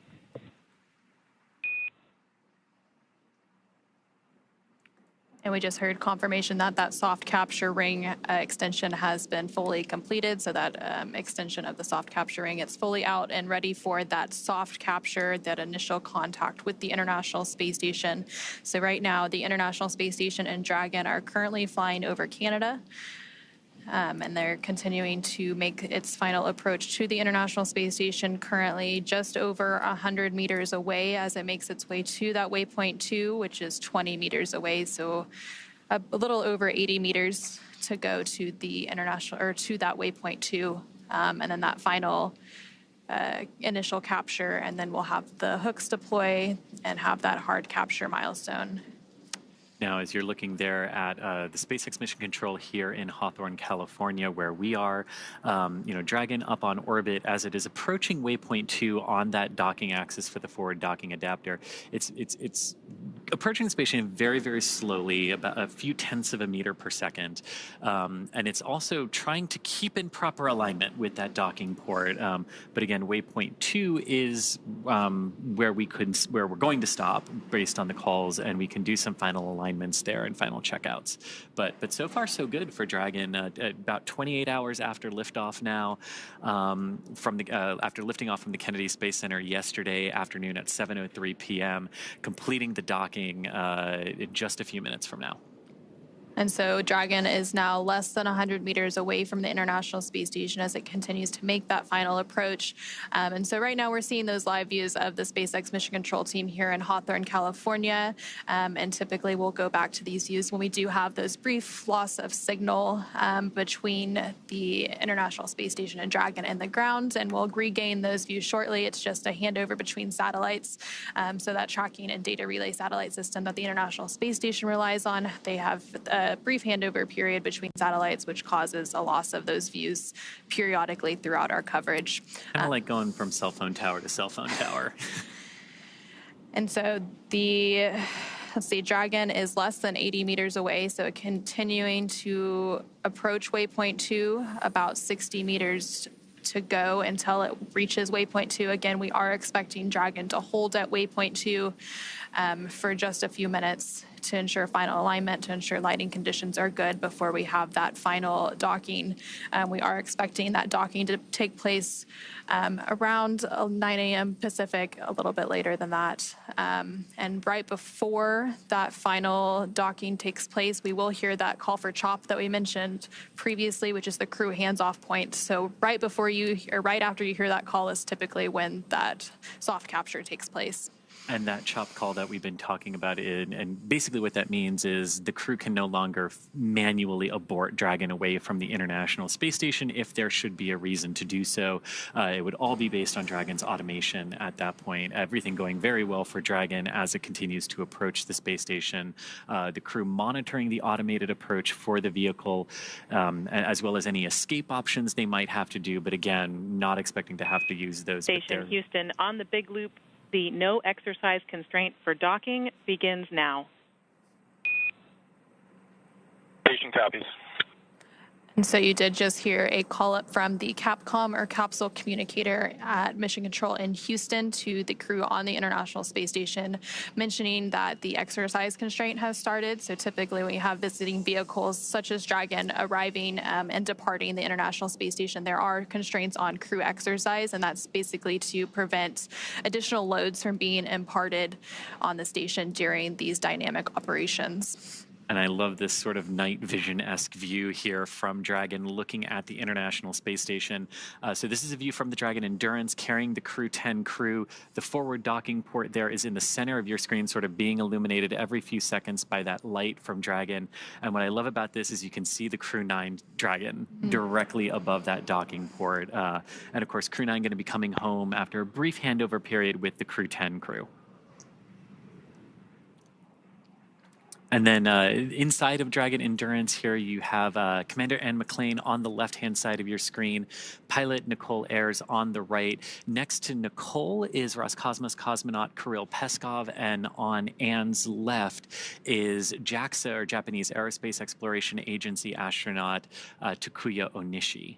Ann and Takuya are returning to the International Space Station for their second long-duration missions, and Nichole and Kirill are on their first missions to space. So it's getting pretty real for the 4 crew members that make up Crew-10. Right now, they are just under 25 meters away from the International Space Station, so just outside of that waypoint 2, which is that point at which Dragon will hold for a few minutes. On the big loop, you see you're approaching waypoint 2. Crew visors are closed. Copy. Crew-10 visors are closed. We did just hear that confirmation that the crew is approaching waypoint 2, so they see that on those screens in front of them. They see the distance, and they are able to monitor that approach as well. And this is great because you can see Dragon's Draco thrusters firing here. You've got the red and the green navigation lights as well as the white one, but all those little flashes and pulses that you're seeing around the vehicle are the thrusters, keeping that alignment as we continue to approach waypoint 2, 20 meters from the ISS, where again, we are expecting to hold for a few minutes up. And you can see we're really getting close, considering now we're really illuminating that forward docking port with Dragon. And so Dragon is actually at that waypoint 2 mark now, just around 20 meters away. So we will have that hold briefly. And recently, the team in Mission Control Houston did conduct their final go-no-go pull as Dragon well for docking. SpaceX on the big loop. Dragon is holding at waypoint 2 for Dragon eye assessment. You hear that confirmation. Dragon, copy.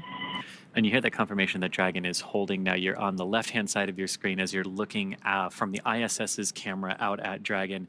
Even though we've said Dragon is holding, you're still going to see some of those thruster pulses because holding in space is not like just stopping your car that holds the same position. And Dragon SpaceX on the big loop.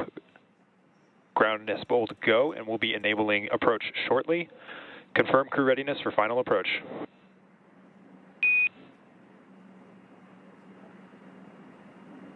SpaceX Dragon, Crew-10 is ready for final approach. And that is great words there to hear from SpaceX Mission Control. Resume has been commanded. Reminder, once Dragon is inside the crew hands-off point, retreat and breakout are not permitted. Copy. And Anna, here we go.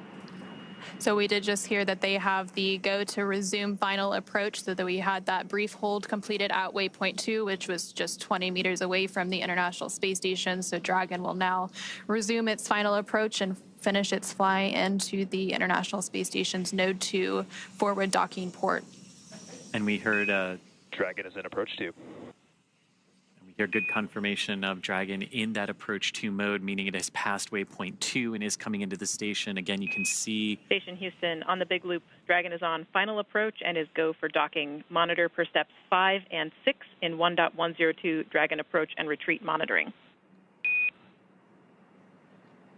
Station copy. and that was the call from the International Space Station Flight Control Room to the crew on the ISS. Again, just everyone confirming, making sure everyone's on the same page, as Dragon is now very close to docking with the International Space Station here today.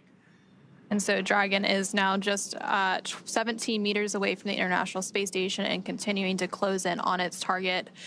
Coming up here shortly, we will likely hear that call out for CHOP, which stands for Crew Hands Off Point. That typically takes place less than 30 seconds before docking. So as soon as you hear that, you know that that docking will take place very soon after. And then at that point, when we hear the CHOP call out, any aborts will have to be done automatically by Dragon. And so also on the International Space Station, we have NASA astronaut Nick Hague monitoring this final approach. And then once Dragon is docked, NASA astronaut Butch Wilmore will walk through those hatch preparation and opening steps to welcome the crew on board. And Dragon is now less than 14 meters away from the International Space Station and continuing that final approach. These very delicate series of maneuvers now. Dragon approaching very, very slowly relative to the International Space Station. Again, we talked earlier that launch is all about accelerating the vehicles to orbital velocity, and even though both Dragon and the ISS are traveling at about 17,500 miles per hour or 27,500 kilometers per hour, they are moving very, very slow, like 1/10 of a meter per second in relation to each other right now. Dragon now at about 10 meters away from the International Space Station. We're standing by for that call out for CHOP here shortly. SpaceX Dragon, 10 meters. Copy, 10. And again, you're looking at the forward docking port of the International Space Station, which is mounted to the Harmony or Node 2 module of the space station. The Crew-10 Dragon, which has been there since September, is also attached to a docking port on this module. And that Dragon is actually just off the top of your screen there as Crew-10's Dragon comes in for docking in just a few moments. And I love these views again. You've got the Dragon, you've got the ISS staring at Dragon on the left-hand side of your screen, and you've got Dragon looking at its docking port on the ISS on the right. And Dragon is now less than 7 meters away from the International Space Station as it continues to make that final approach. Traveling with a range rate of less than 0.082, which, as you mentioned earlier, it continues to get slower and slower as we make this final approach. 5 meters. Copy, 5 meters. So the next call we should hear is CHOP, or that crew hands-off period. followed moments later by docking. That typically comes at about 2 meters away from the International Space Station. Right now, we're less than 4 meters away.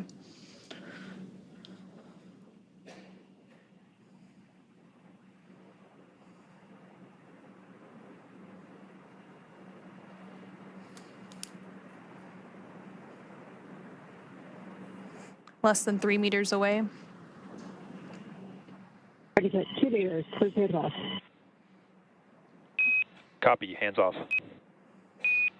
There is the chop call. Standing by for initial contact of Dragon to the International Space Station.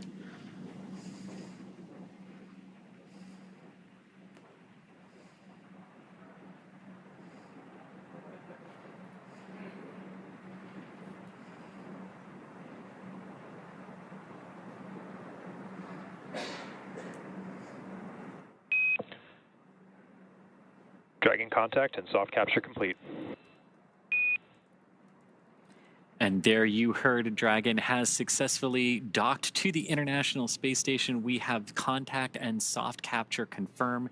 Soft capture meaning that the initial soft capture ring around Dragon has physically connected with the International Docking Adapter. And this is just the first part of the overall docking sequence, Anna. And so we did have that contact confirmed at 9:04 p.m. Pacific, 11:04 p.m. Central, while both Dragon and the International Space Station were flying 260 statute miles. Capture ring retraction in progress. Flying 260 statute miles over the Atlantic Ocean, and we did just hear confirmation that that soft capture ring is now beginning to retract. So they're beginning those steps to firmly attach Dragon to the International Space Station so that we can have what is known as a hard capture. And again, as we mentioned earlier, like all the timings of these events are a little nebulous and they can change around by a couple of minutes here. So while we were expecting completion of we're expecting the completion of soft capture ring retraction, which we heard was already underway in just a few minutes. That will be followed by the start of the hard capture sequence, which is a series of 12 hooks that are separated into 2 batches of 6 that drive between Dragon and the International Space Station to really hard connect them together. And then after we have that, we have a whole bunch of other things that sort of come into place at that point once Dragon is securely on the Harmony module of the ISS. Once those soft capture systems retract, the spacecraft will we're getting closer for the hard capture. And then and that's about a 15-minute process. And so once those hooks are fully driven, so those 2 sets of 6 hooks for a total of 12, then we will see those umbilicals deploy. And again, that helps to hardline the data and power from the International Space Station to Dragon. And then the crew on the International Space Station, as well as Dragon, will get ready for the hatch opening operation. So they will have to pressurize the vestibule. Again, that is that space between the Dragon hatch and the Space Station hatch that was previously exposed to the vacuum of space prior to this docking. Again, we had that docking initial capture at 9:04 p.m. Pacific. So they will work to pressurize that space, perform a series of leak checks, and then once everything is good and they get the go-ahead, they will open those hatches. Again, there's the hatch on Dragon that has to be open, as well as the station hatch, to then bring the Crew-10 onto the International Space Station. And there you're actually getting a live view from the International Space Station looking at the station hatch that will have to be opened before you can get to the Dragon hatch and bring the crew on board. And they will be welcomed by the Expedition 72 crew. And they will have a brief welcoming ceremony, and then they will go into a safety briefing and get up to speed and adjust to life on station. Again, completing that handover period with the Crew-9 crew before Crew-9 returns home. And then they get to work, because as exciting as the last 28 hours have been from launch until docking, this is just the beginning of a multi-month mission for Crew-10. They're joining the Expedition 72 crew, which has been ongoing for the last few months aboard the International Space Station. And about a month from now, when a Soyuz crew rotation from Russia completes, that will actually mark the start of Expedition 73, which our Crew-10 crew will be joining. And of course, there are about 200 science experiments that the crew will be performing over the course of their multi-month mission up there. And I can't wait to see it and everything that they're going to be able to do up there. So they will be contributing to about 200 different experiments and technology demonstrations from human research. They're doing some flammability studies. Ring retraction complete. Docking sequence is holding for MCS reconfiguration. And we did just hear confirmation that the soft capture ring has been fully retracted. So again, that soft capture that happened with the initial contact about 4 minutes ago at 9:04 p.m. Pacific, 11:04 p.m. Central, as the International Space Station and Dragon were flying over the Atlantic Ocean.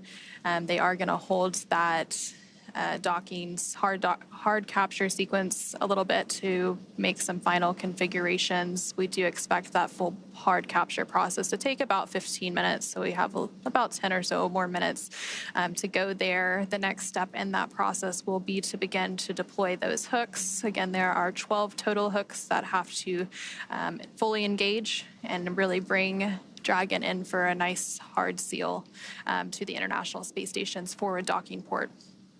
And sort of like a lot of things with spaceflight, docking is not just a singular instantaneous event when the two vehicles actually meet and connect with one another.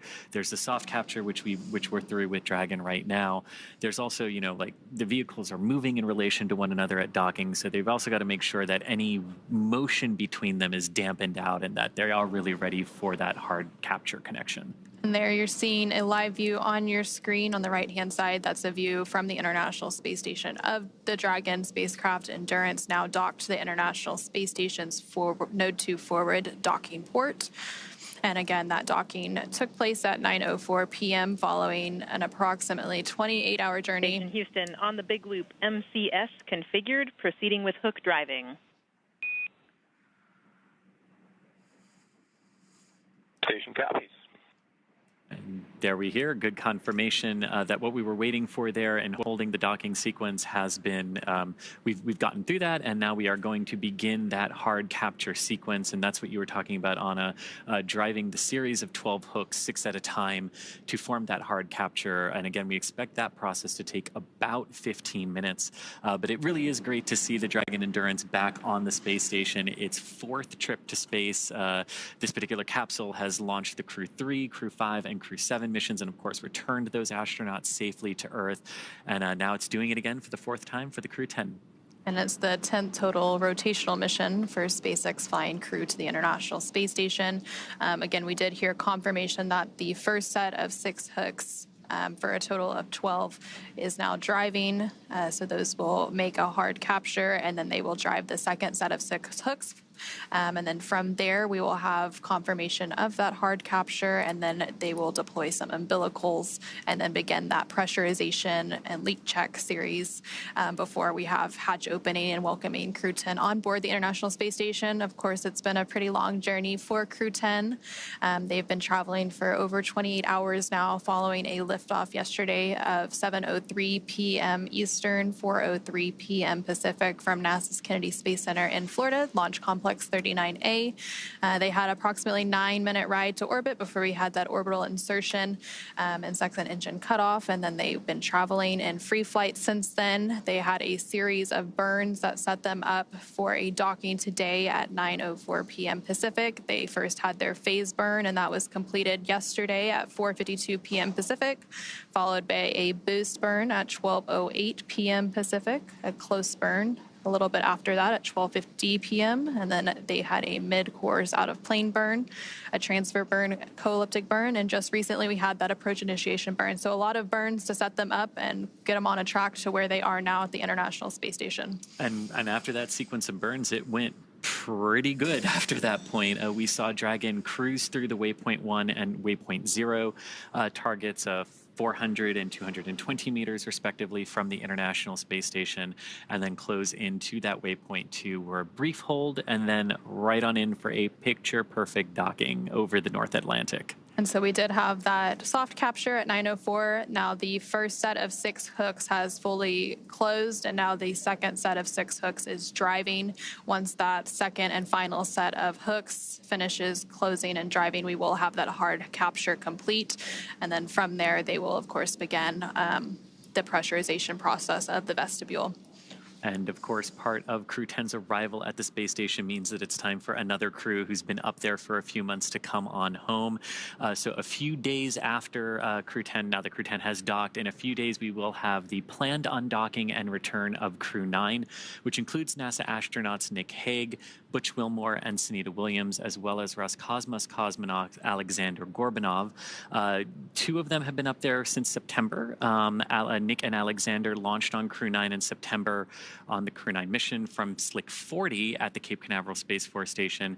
And of course, Butch and Sunny were already on the space station and joined Crew-9 and will now be coming home on Dragon. So they will do that brief handover period. The handover period between crews is pretty typical. We like to ensure a continuous presence of U.S. crew, and then the Crew-9 will help bring Crew-10 up to speed as the new arrivals and get them adjusted to space station life before they return home. And so that second set of 6 hooks continues to drive. We had that initial docking about 10 minutes ago at 9:04 p.m. Pacific, and typically it takes about 15 minutes to have hard capture complete, so we should be approaching that milestone here shortly. And as all of that is happening and those umbilicals are being connected, hard capture complete.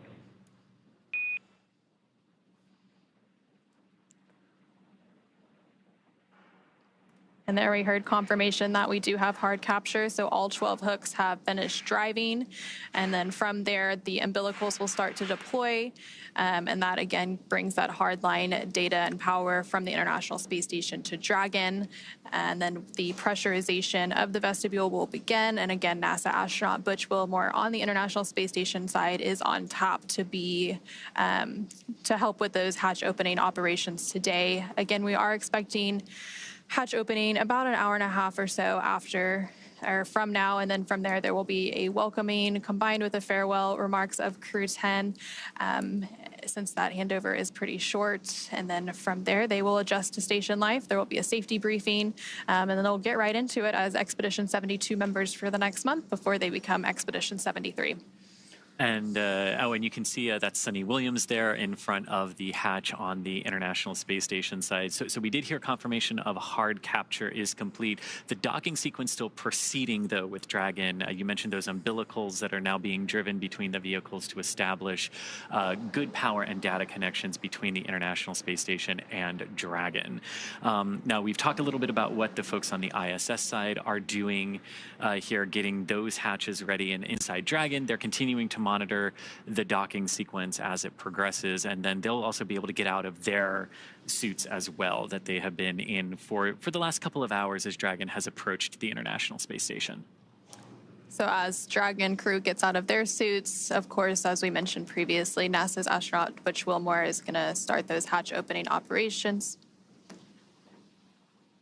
And there on your screen, you are seeing NASA astronaut Nick Hague as well as Roscosmos cosmonaut Ovchinin as they stand by to greet Crew-10 members and welcome them as part of the International Space Station crew. Again, they are going to get that pressurization process underway here shortly, and they will pressurize that area known as the vestibule, which is the area between the Dragon hatch and the station hatch that was previously exposed to the vacuum of space. And then once that happens, they will conduct a series of leak checks. And there on your screen, you just saw NASA astronaut Sunny Williams actually floating right in front of that hatch that will be open in just a little bit.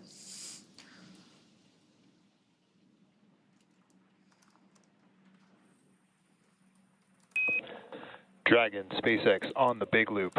Docking sequence complete. Ground will be enabling hardline power and comm connections shortly. You are go to doff suits per procedure 4.012. Crew-10, welcome aboard the International Space Station.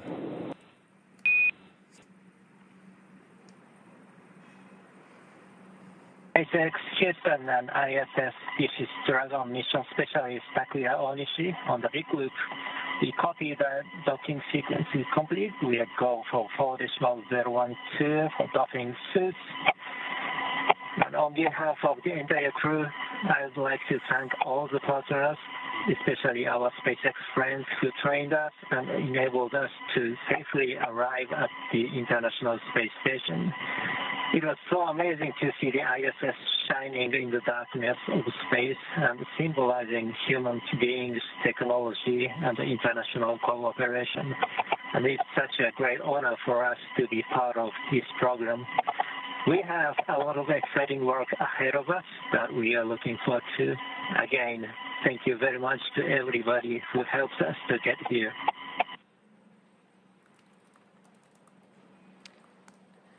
And there you just heard some really nice words between Crew-10 as they have now arrived at the International Space Station. We do have that confirmation of hard capture complete.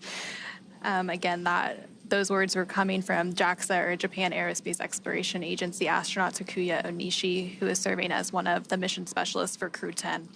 And so now with Dragon successfully and safely docked. And Houston, copies all. Welcome to the International Space Station, Crew-10. We look forward to your work and the spirit of cooperation with which you've arrived.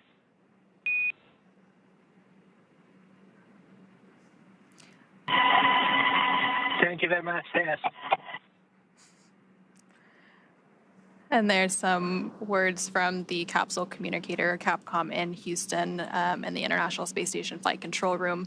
Back to Crew-10, and again, now with Dragon docked, that's going to wrap us up for our coverage here in Hawthorne, but our coverage for Crew-10 won't stop there. That's correct. It's great to see the Dragon Endurance docked back at the station and see Crew-10 ready to begin their multi-month mission in there. In a minute, we're going to toss it back to Gary in Mission Control Houston to take us through the vestibule depressurization hatch opening, and then we'll see NASA astronauts Anne McClain and Nichole Ayers, along with JAXA, or Japan Aerospace Exploration Agency astronaut Takuya Onishi and Roscosmos cosmonaut Kirill Peskov float into the International Space Station. But first, let's do a quick recap of how we got here. The crew suited up yesterday before their launch and then had their ride to the pads in those sleek-looking Teslas before ingressing an even sleeker-looking Dragon. They lifted off right on time from the Kennedy Space Center at Pad 39A at 7:03 p.m. Eastern Time on Friday, March 14th. Stage 1 successfully returned to a landing at Landing Zone 1 for recovery and reuse a few minutes later. Dragon separated from the second stage of Falcon 9, and once it was safely in orbit, deployed its nose cone to reveal that docking adapter and all the navigation aids needed to get to the International Space Station. Dragon also completed 5 major burns on its journey to the International Space Station, coming in for a docking at 9:04 p.m. Pacific Time, 11:04 p.m. Central Time today, March 15th, 2025. And it was Dragon's 10th crew rotation mission for NASA and the Commercial Crew Program. That's right. And now that Crew-10 has arrived to the International Space Station, we are looking ahead to the return of Crew-9, and we will be taking you along as they return home after their long-duration stay on board the International Space Station. Teams will be assessing return dates, which will then be announced on nasa.gov, so be sure to tune in as NASA and SpaceX will then bring you live coverage every step of their return home. And you can also follow SpaceX and NASA on social media for real-time updates. But thank you again for watching our coverage of docking, and go NASA, go SpaceX, and go to Crew-10 and Crew-9. For those of you watching on X, please head over to NASA Plus to follow the coverage of hatch opening and welcoming live. So thanks everyone for joining us here in Hawthorne. Thank you specifically to Anna for joining us from Johnson Space Center. And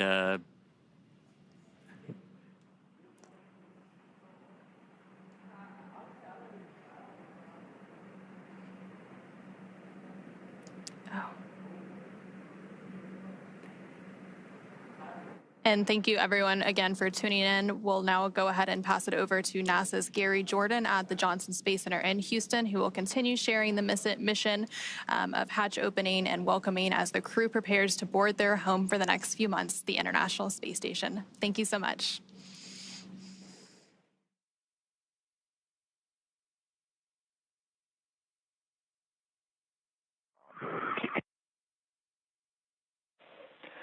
And talk SpaceX on the big loop. We've got you loud and clear for the cabin mic comm check. Okay, we have you loud and clear.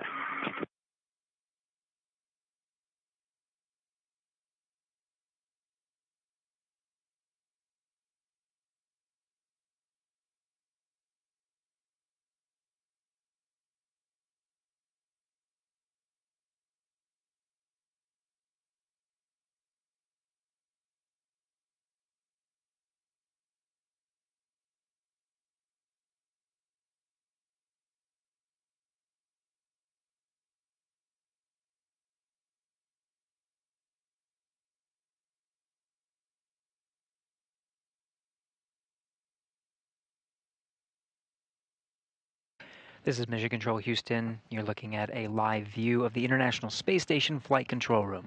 Thanks to Anna and Chris over in SpaceX Mission Control in Hawthorne, California. We just wrapped up our joint coverage of Crew-10's arrival to the International Space Station, docking at 11:04 p.m. Central Time, 9:04 p.m. Pacific. The International Space Station and Dragon were flying 260 statute miles over the Atlantic Ocean at the time of docking. Now that the docking sequence is complete, which means the ring is fully retracted, hooks are driven, and the umbilical is extended, draw power from the International Space Station, and transfer data, crew inside Dragon is getting prepared for the next set of procedures to configure Dragon in such a way for its extended stay aboard the International Space Station, while the crew aboard the International Space Station prepares for opening up the hatches on the other side. Now, the hatch opening sequence is quite extensive. We're expecting the Dragon hatch to be opened a little less than an hour and a half from now. The projected time is 12:45 a.m. Central Time on March 16th. However, this is a variable time. It is the expected time that the Dragon hatch will open. Shortly after, we are planning a welcome ceremony as well as a farewell ceremony, given a shorter duration handover period for the crew aboard the International Space Station before Crew-9 undocks. We will say hello to the Crew-10 astronauts and cosmonaut aboard the International Space Station, welcomed by Expedition 72, while Crew-9 says farewell ahead of their next few days of getting their SpaceX Dragon spacecraft configured for undock and return to splash down off the coast of Florida. Right now you're looking at Dragon Endurance docked to the forward port of the International Space Station. Crew-9 Dragon docked to the zenith port.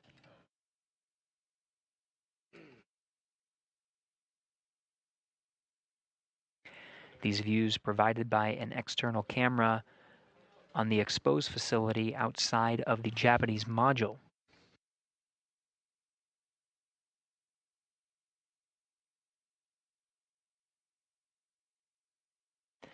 Right now we are in an orbital sunrise, so we are seeing Dragon being illuminated by the sun as we cross the terminator line. We're just west off the coast of South Africa now, 267 statute miles right above that coast, in fact, on a southeast trajectory, heading into an orbital daytime, starting to see the horizon of Earth being illuminated by this view. We're again following the procedures inside the International Space Station. We've been hearing the voice of NASA astronaut Nick Hague, whose responsibility for the past few hours has been the monitoring task of Crew-10's arrival to the International Space Station, receiving data via a common communications for visiting vehicles link between the International Space Station and Dragon, providing telemetry and allowing Hague to monitor Dragon's safe approach, docking again at 11:04 p.m. Central Time. Now that Dragon is docked and the crew is getting ready to open the hatch on the International Space Station side, it's Butch Wilmore who is tasked with the responsibility of opening up the hatches. In fact, he's in the Node 2 module right now. The Node 2 forward hatch is open. Throughout our coverage today, it will take some time to open up those hatches. It's quite a lengthy procedure that needs to be done carefully, and we will be continuing to orbit the Earth, handing over between our coverage of TDRS satellites that are providing video from the International Space Station. We're now in a short handover period and expecting to regain those views very shortly. But for now, you're seeing the International Space Station flight control teams here in Houston, Texas. It's Allison Bollinger, that is the flight director for today. Dragon on Dragon to ground. On Dragon to ground.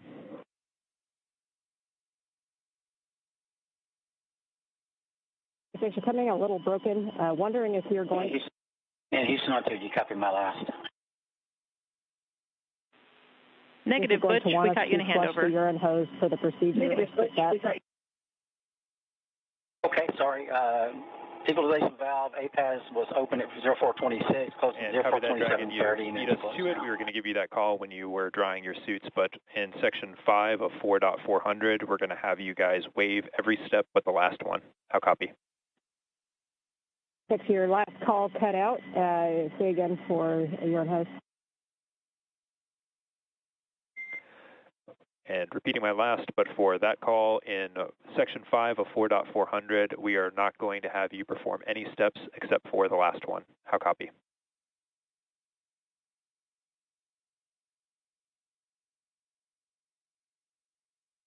SpaceX Dragon, your call keeps cutting out after about a sentence.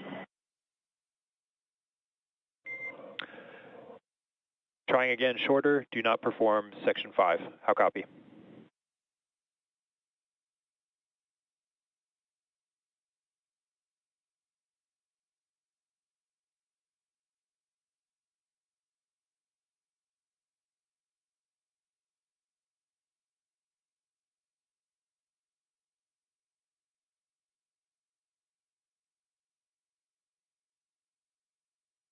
Dragon on Dragon to ground.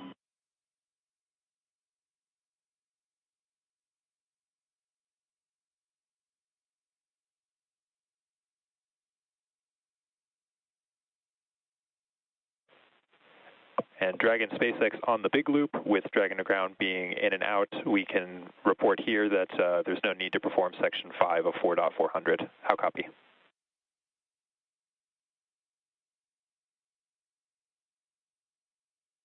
SpaceX Dragon, copy on the big loop. We can skip section 5 of 4.400. That's a good readback.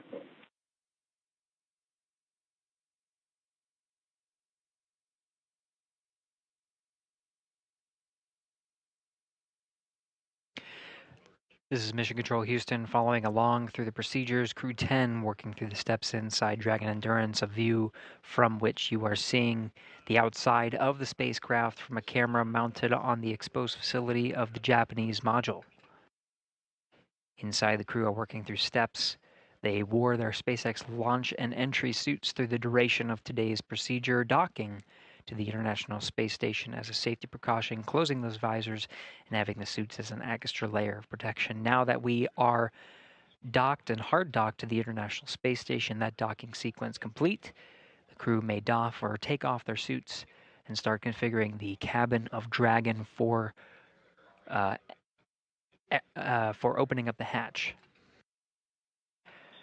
You'll hear some of those communications through Dragon to ground, those communications intended for the Dragon crew. Some of the communications you'll hear on the big loop and the space to ground loops, because there are crews on both sides of that hatch working to welcome the crew aboard. Each has their own respective role.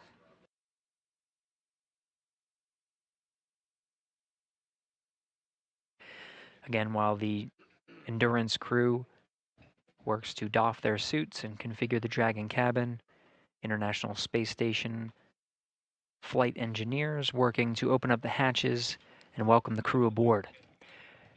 Confirm that the Node 2 forward hatch is already opened inside of Node 2.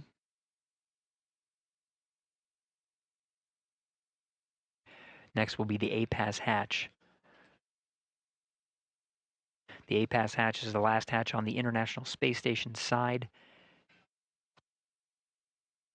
There is a vestibule that separates that hatch from the Dragon hatch, and that vestibule right now is at vacuum. Part of the procedures that the crew will undergo, namely NASA astronaut Butch Wilmore, will be to turn a valve and introduce air into that vestibule, bringing it up to pressure. Pressure inside the International Space Station and Dragon is that of sea level, 14.7 psi. The procedure to take that vestibule up to vacuum is slow and steady. They make sure that there are no leaks at about 5 pounds per square inch, settling there, making sure that there are no leaks present before bringing it fully up to pressure at 14.7 psi. ISS power connection established.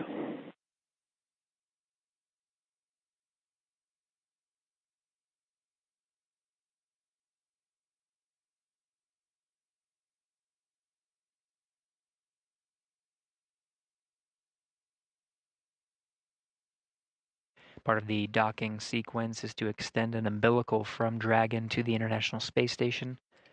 That provides power and communication drawn from the station to Dragon, so Dragon no longer has to rely on battery power.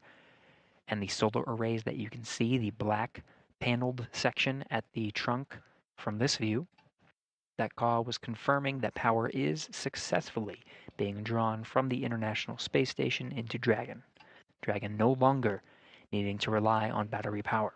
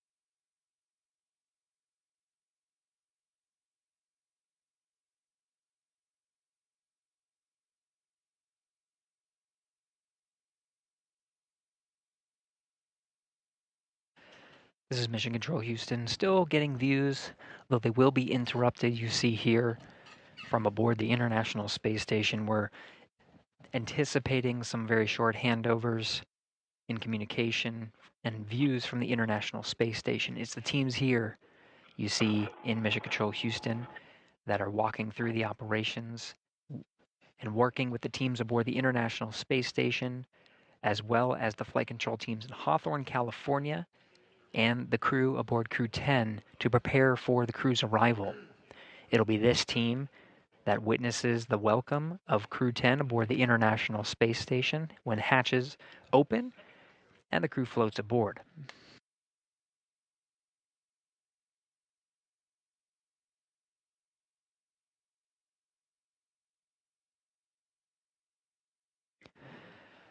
Right now we're expecting hatches to open at approximately 12:45 a.m. Central Time. This is an estimated time based on the docking time from this evening. Again, that was 11:04 p.m. So based on the procedures that the team has ahead of them, this is the estimated hatch opening time. We will remain on air and continue our coverage of the hatch opening procedures and welcome ceremony aboard the International Space Station. As a reminder, when we do the welcome ceremony, it will be a unique event in that it will be both a welcome for Crew-10 and the 4 astronauts and cosmonaut aboard, and a farewell to Crew-9.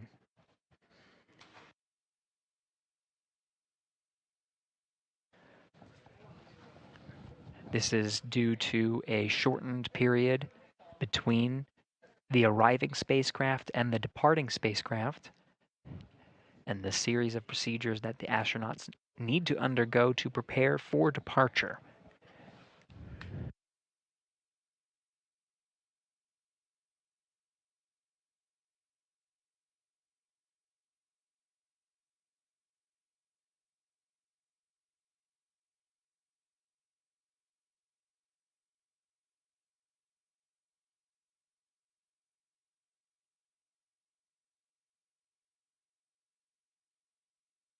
Okay, in Houston, I'm showing 15 minutes.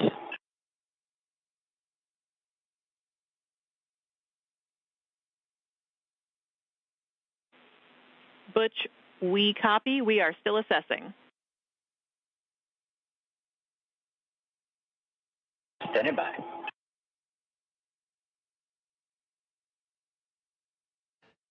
Tess Caswell is the Capcom here in the room today.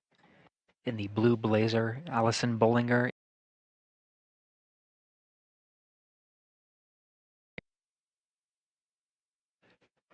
Caswell will be the voice from Mission Control Houston, relaying namely to the crew aboard the International Space Station.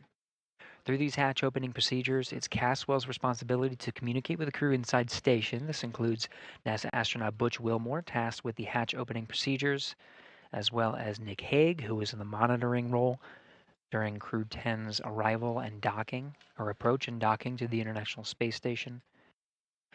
It'll be the voice of the SpaceX Corps, who we will continue to pull into our broadcast. That'll be communicating with the Crew-10 astronauts and cosmonaut aboard Endurance, walking them through their procedures.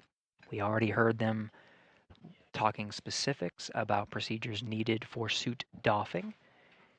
This means taking off their launch and entry suits that are necessary for the critical phase that is contact and capture of Dragon to the International Space Station. Once they go through that dynamic phase, they are taking off their suits and putting on something a little bit more comfortable. They will not be in their SpaceX launch and entry suits when they enter the hatch and are welcomed by the crew.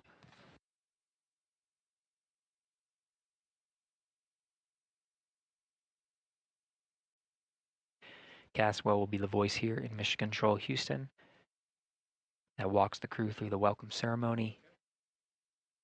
Again, that will be the formal greeting. We'll see all 11 crew members aboard Expedition 72 in Node 2 of the station. This is at the very forward end, and it is the forward hatch that will be opened and is opened currently, the Node 2 forward hatch. And and where Dragon Endurance is currently docked, the forward end of the space station. It is the teams here that are walking the astronauts through the procedures to open up those hatches. Views are expected to be regained from space momentarily. It is Butch Wilmore who is tasked with the responsibility of the hatch opening procedures. You can see the Node 2 forward hatch. Now that we have views again, the white circle deeper into the hatch, and that pathway down there behind the hatch is called the pressurized mating adapter. It's that white hatch right there that is the A-pass hatch. Station Houston on the big loop for Butch. Expect approximately 10 more minutes before we're ready to press. Copy, 10 minutes.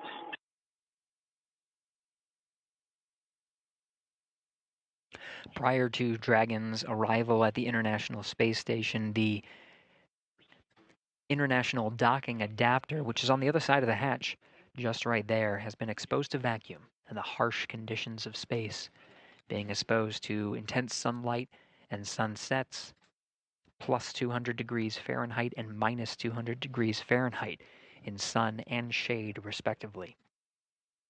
Because of this, this introduces some significant thermal constraints and thermal conditions in that vestibule. Now, when Dragon docks, that vestibule is at vacuum, and the task here is to bring, you can sort of see the black structure on the right of your screen there. That's the pressurized mating adapter. Of course, Dragon, you can see that there. But the white in the middle, that's the International Docking Adapter. That is that vestibule. It is that section there that needs to be pressurized up to 14.7 pounds per square inch. What the teams here are relaying is that those thermal conditions need to dampen out. If they were to pressurize now, there would be too much fluctuation to accurately read if there is indeed a leak. Could it be a leak, or could it be the thermal fluctuations from the intense environment that was in that vestibule?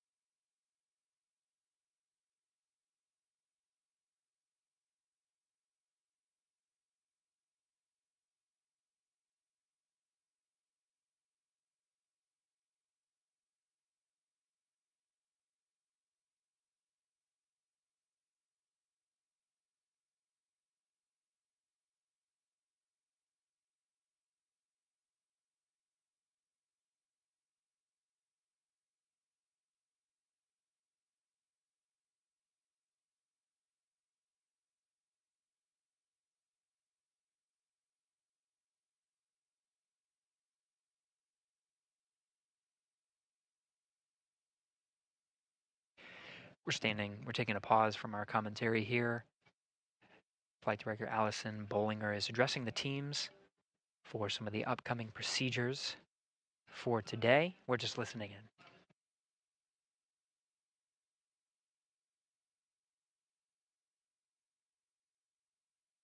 Dragon on the big loop in Dragon procedure 4.012, step 5, alpha 6, suits are drying. Copy, we're with you for suit drying.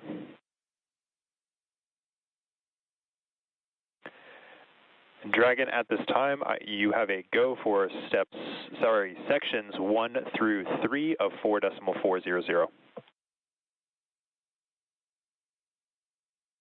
Sections 1 through 3 of 4.400. Good readback.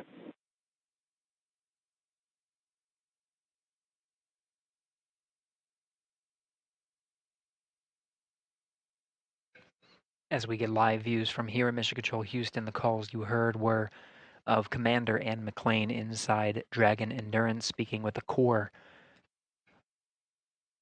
the equivalent Capcom role over at Mission Control, the SpaceX's Mission Control over in Hawthorne, California. You heard that they completed their suit doffing and are now drying their suits, setting them aside, going through the next steps of procedures. Meanwhile, inside the International Space Station, the crew is preparing, the Expedition 72 crew is preparing for Crew-10's arrival.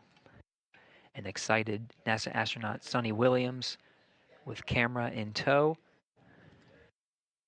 getting ready to welcome the crew.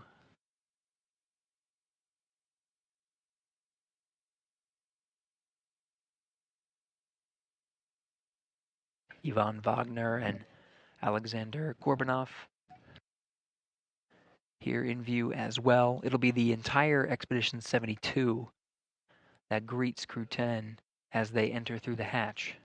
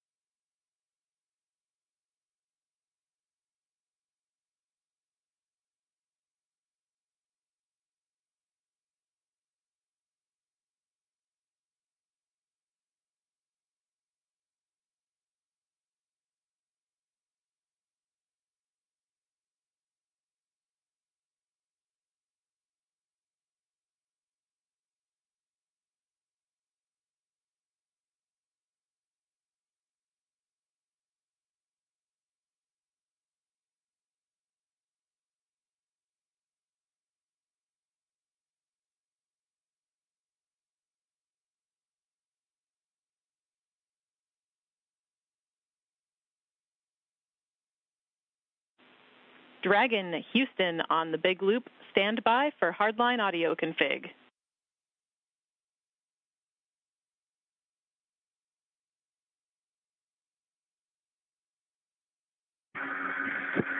Dragon copy, standing by.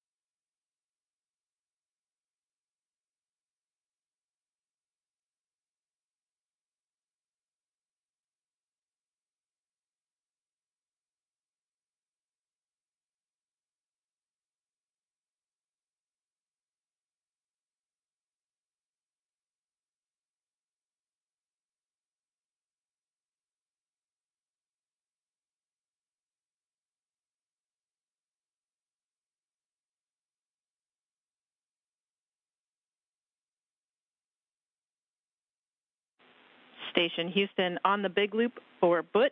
You are go in step 3.1. Decimal 1. And Dragon Houston on the big loop. Com check, hardline audio config complete.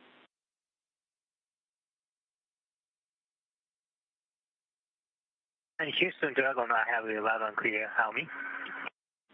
Loud and clear, talk.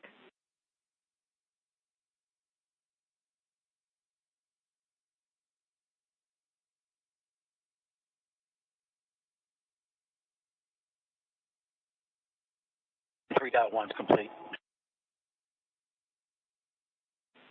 Houston copies.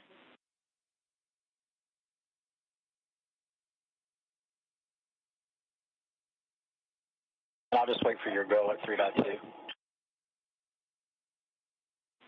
Copy.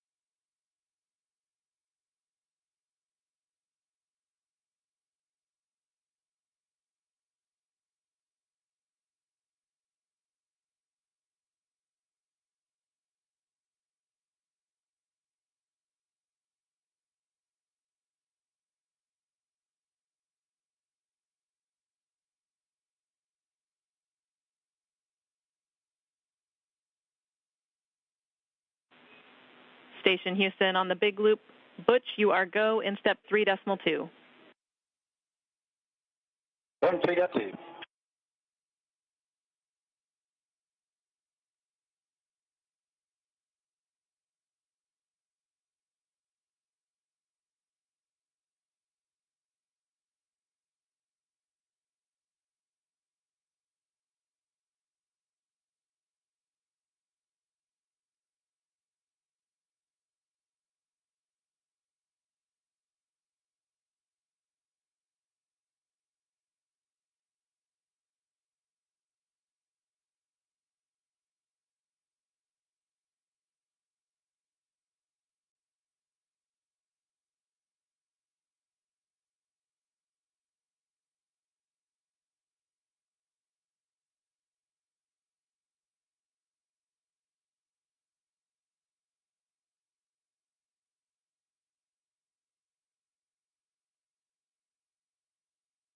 All right, Houston, 3.3 was 5:03 on the time, and we're waiting our 5 minutes.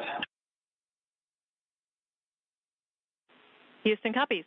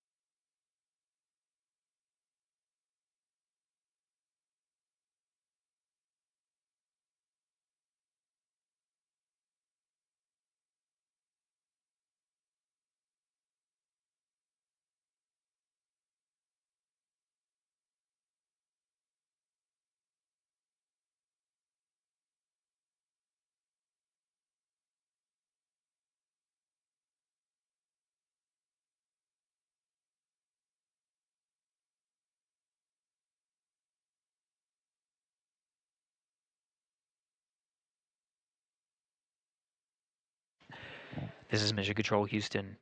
You're getting a live view inside the International Space Station. Expedition 72 crew members gathering inside Node 2, smiles across the board, waiting in anticipation for welcoming the crew aboard the International Space Station.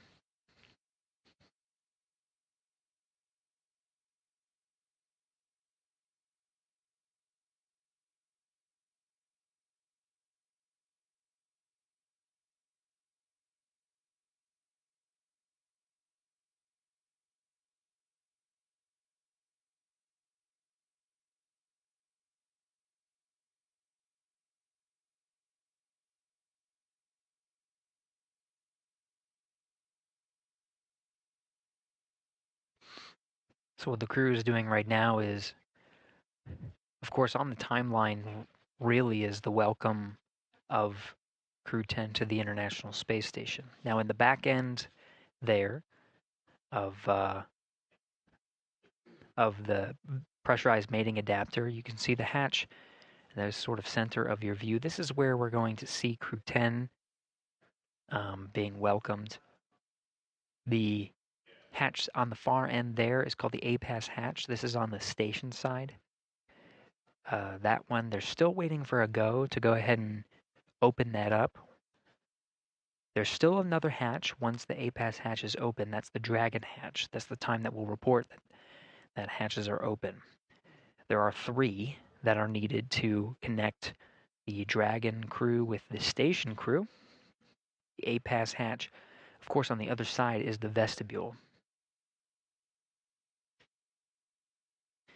Once the vestibule is pressurized from vacuum up to the same pressure that's inside the International Space Station, that's 14.7 psi, we should be expecting NASA astronaut Butch Wilmore, who is the astronaut tasked with hatch opening procedures, to go through. We're still in 5 minutes. We're going to open the hatch.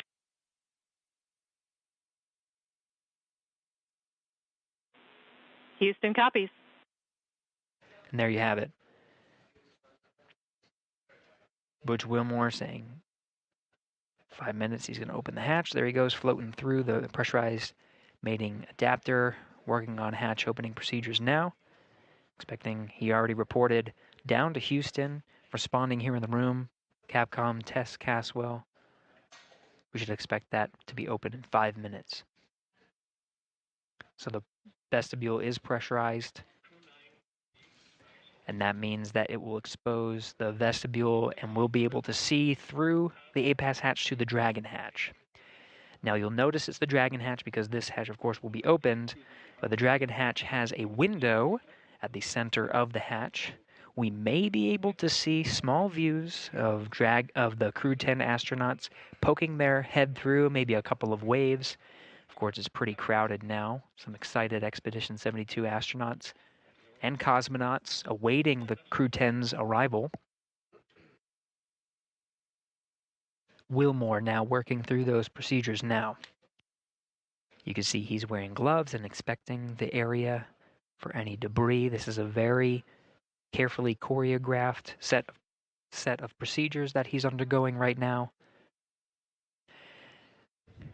Yvonne Wagner and Sonny Williams photographing each other, of course, but the cameras they have in tow, some will be used for engineering purposes to photograph and inspect some areas of the hatchway. These will be sent down to the ground and analyzed by engineers to make sure that everything is good. Part of the standard procedures that are necessary for opening up the hatches.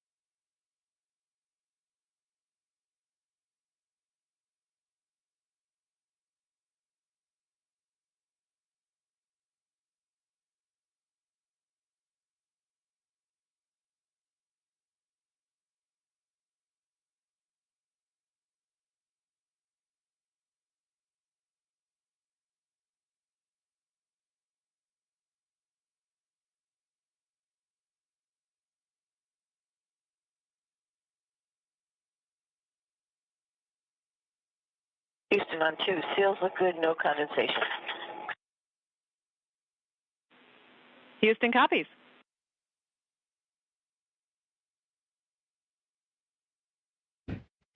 Station hatch is now open. And Dragon, SpaceX on Dragon to ground for crew status.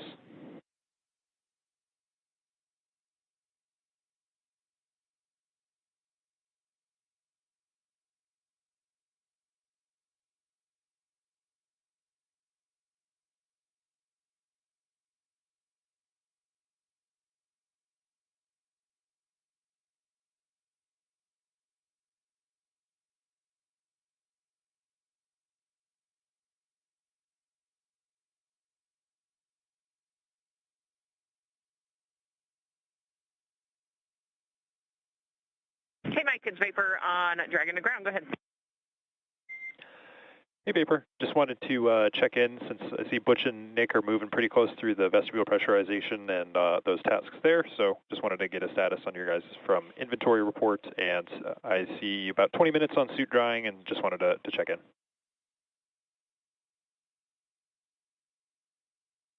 Yep, we're tracking about 20 minutes on suit drying as well. You've got 1.5 of us changed, and then the other 2 are doing the inventory and packing right now, and we'll get you the water and food inventory soon. Okay, SpaceX copies all.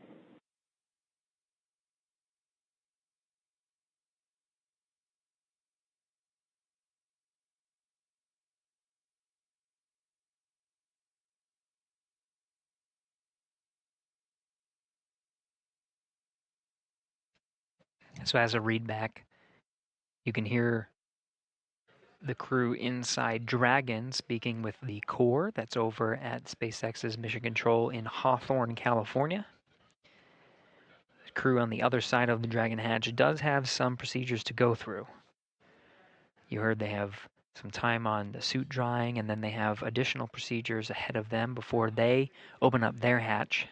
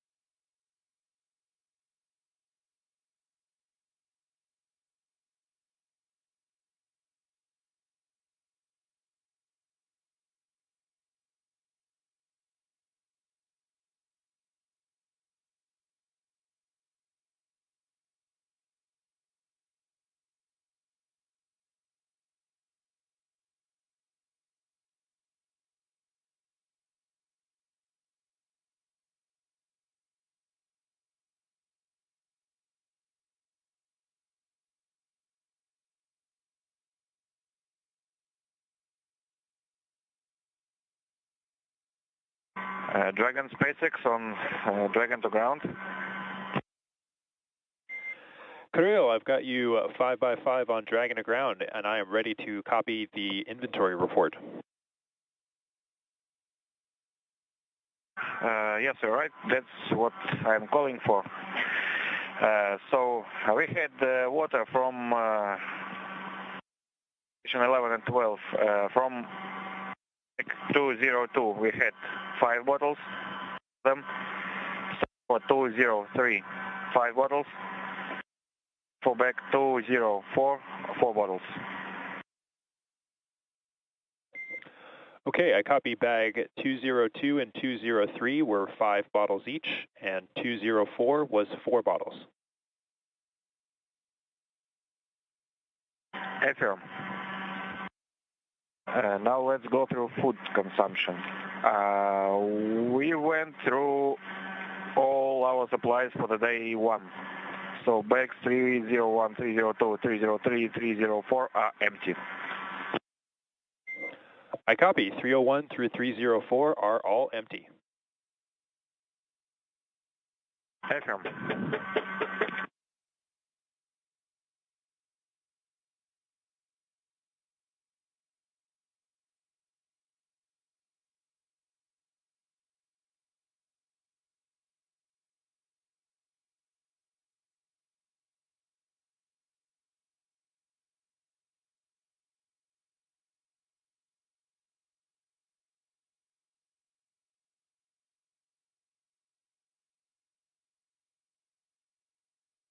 In Houston, we're up to step 4.9.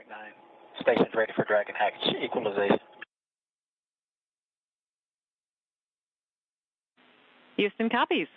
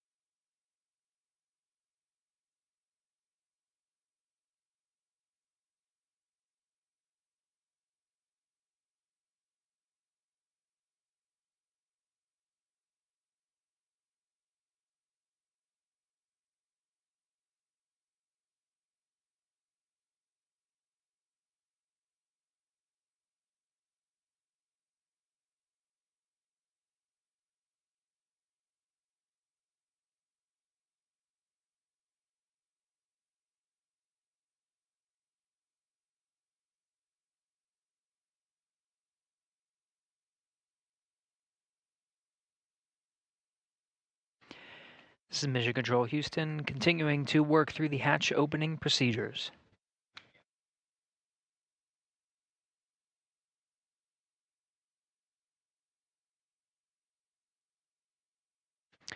Outside of some of the channels that we patched through, that's part of the big loop communications. You could hear Sonny Williams and Don Pettit use a microphone to set up for the welcome ceremony that will be occurring shortly after Dragon hatch is opened.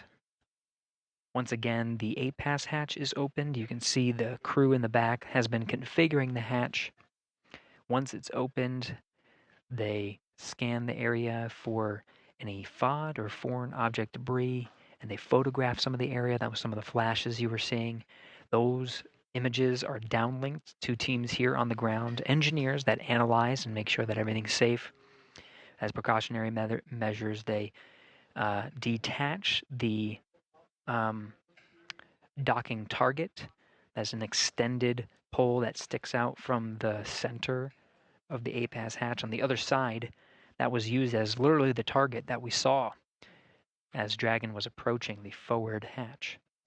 So that was removed. The hatch itself is covered with some fabric.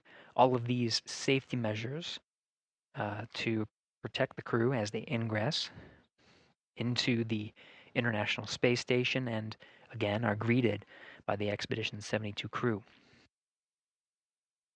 Now on the other side of the hatch, the Dragon crew has their own set of procedures, while the station crew is focused on ensuring that hatch opening procedures are underway.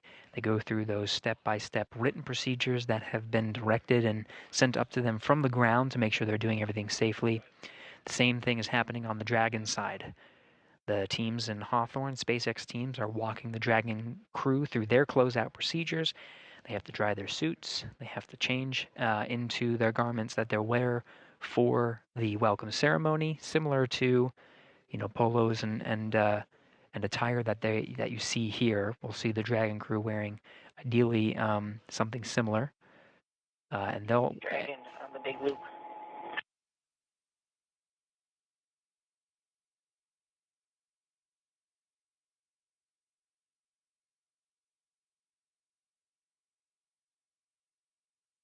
Go ahead for Dragon on the big loop. Hey, can you open your cover to the hatch window cover? Stand by. Give us about 2 to 3 minutes. Okay.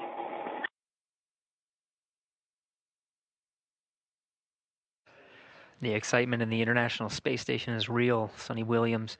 Over the big loop, again, the big loop configures the audio channels such that the crew inside the station can communicate directly with the crew inside Dragon. At the same time, those audio loops are patched through to control centers here in Houston, as well as the SpaceX Mission Control in Hawthorne, California. Everybody can talk on this loop. Sonny Williams, of course, eager to greet Crew-10 and welcome them aboard. As we mentioned, Dragon, the SpaceX teams are walking the Dragon crew through their closeout procedures. Again, there's that little window that they can see through. Expedition 72 very eager to see 4 new crewmates and welcome them to the Expedition 72. When they enter and start their formal welcome ceremony, we will see all Expedition 72 astronauts and cosmonauts in this view that you're seeing right now. There will be 11 crew members aboard the International Space Station at the same time.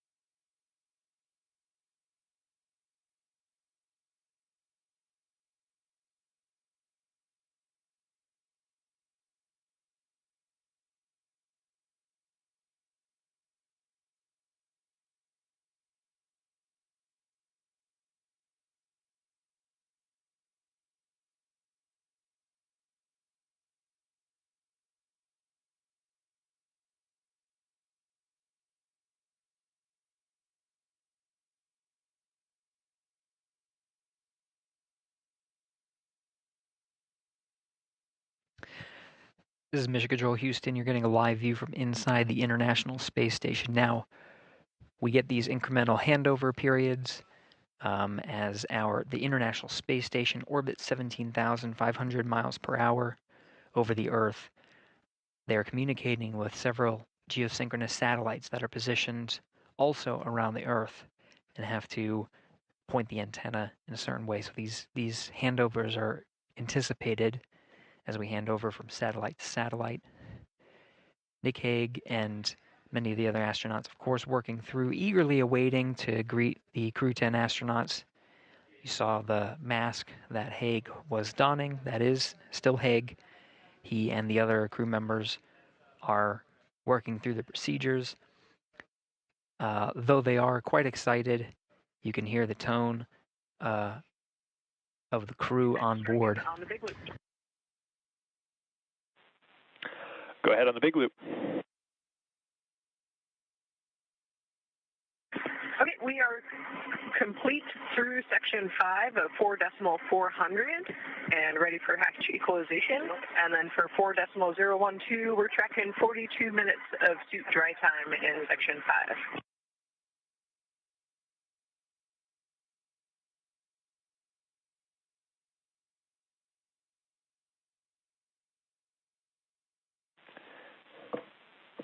And copy, Dragon, standby 1.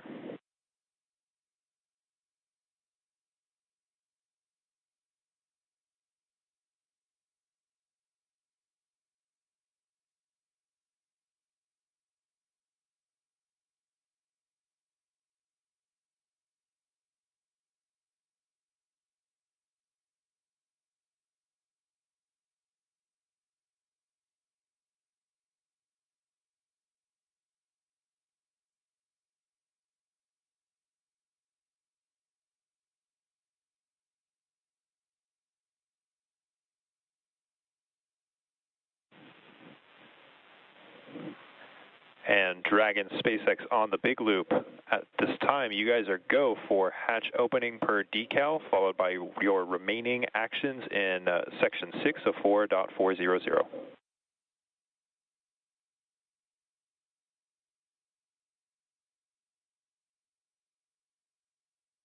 Dragon companies go for Dragon forward hatch and then remaining steps in section 6.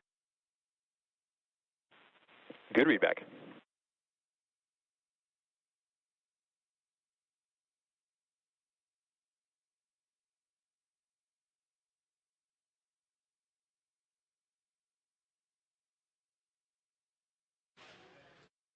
So you heard that call on the big loop. Crew inside Endurance is getting ready to open up that hatch. Of course, the crew Expedition 72 crew has gone through their procedures to safely open up the hatch. You saw a couple of photographs. You see in frame there on the bottom left, Yvonne Wagner doing some closeout photography, as well as a few of the other Expedition 72 crew. Now it's up to the Crew-10 cadre to open up the Dragon hatch. Once that hatch is open, all hatches between the two spacecraft will be open and Crew-10 will be able to float through. Now, oftentimes, there has been a gap in time from when the Dragon hatch is open to when we actually see the crew float through. It will be at the crew's discretion and the timeline that they have with the Hawthorne teams on some of the closeout procedures that are necessary inside the Dragon cabin before they can say yea verily that they can float through and be welcomed, start the ceremony. So we'll just stand by, listen in, see how they're doing, and follow along. We're continuing our nonstop coverage of Crew-10's arrival aboard the International Space Station ahead of a formal welcome ceremony as Crew-10 joins Expedition 72.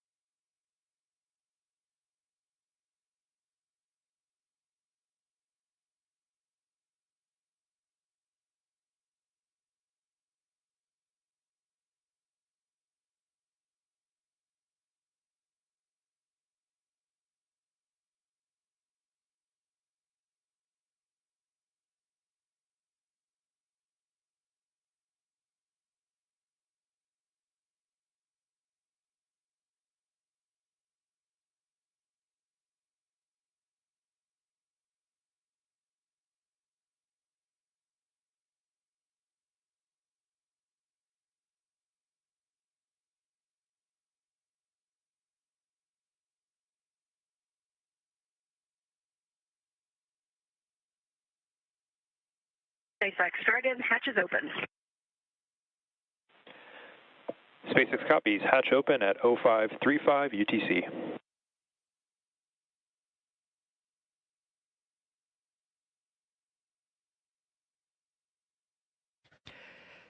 And there it is, confirmation that the Dragon hatch is open. That time of hatch opening is 12:35 a.m. Central Time on March 16th, 2025.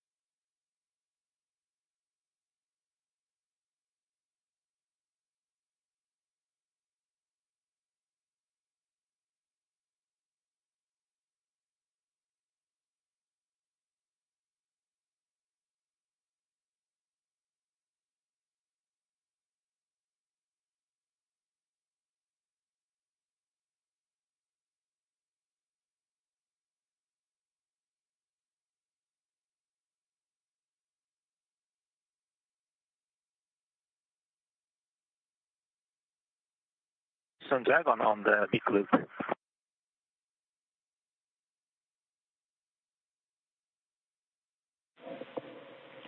Go ahead, talk. We are in step 6.1 of the procedure 2.102 Crew Dragon ISS and IMV that's installation complete, and you guys go for IMV fan activation. Houston copies.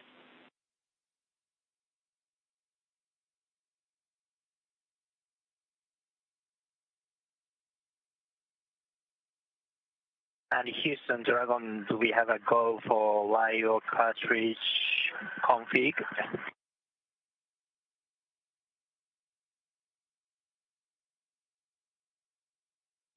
Checking.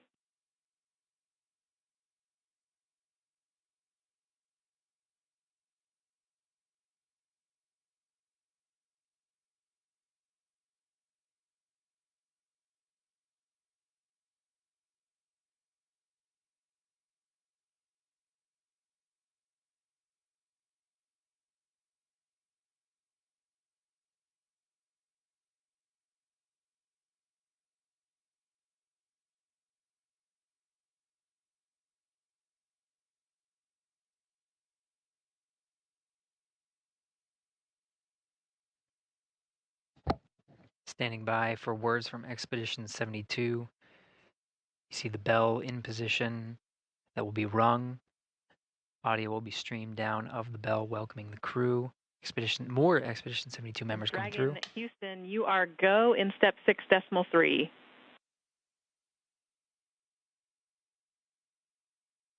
Copy, go for step 6.3.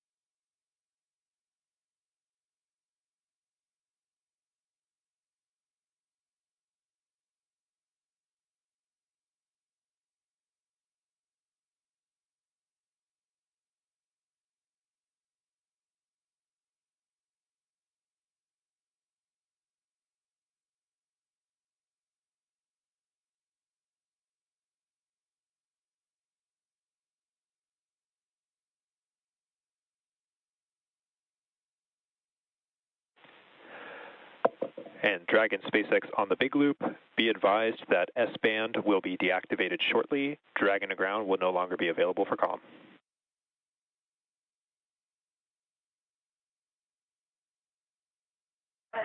Dragon copy.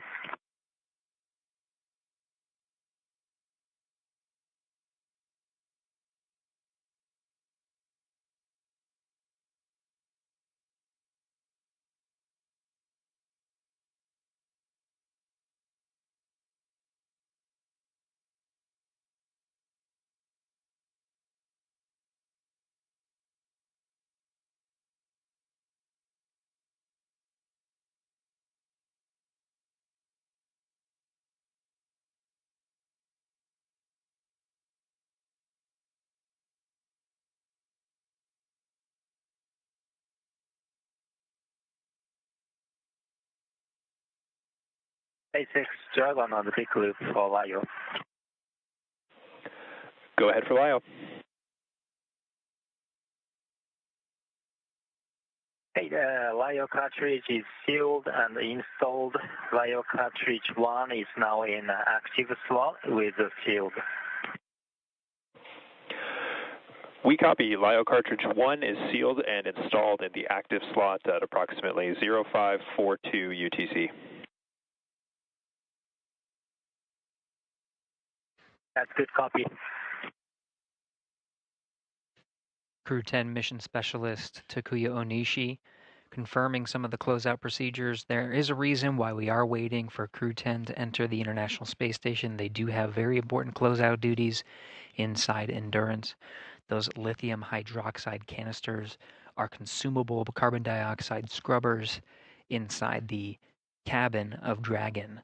So they do want to conserve those carbon dioxide scrubbers, and so before entering the International Space Station, they do want to make sure they conserve the LIO cartridges as much as possible. So that is a very important closeout duty that they have aboard Dragon before they enter.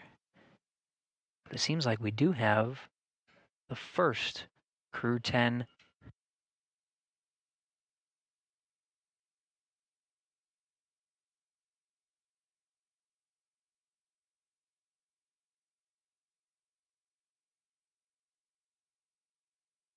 Onishi, the first Crew-10 astronaut through the hatch, followed by Peskov.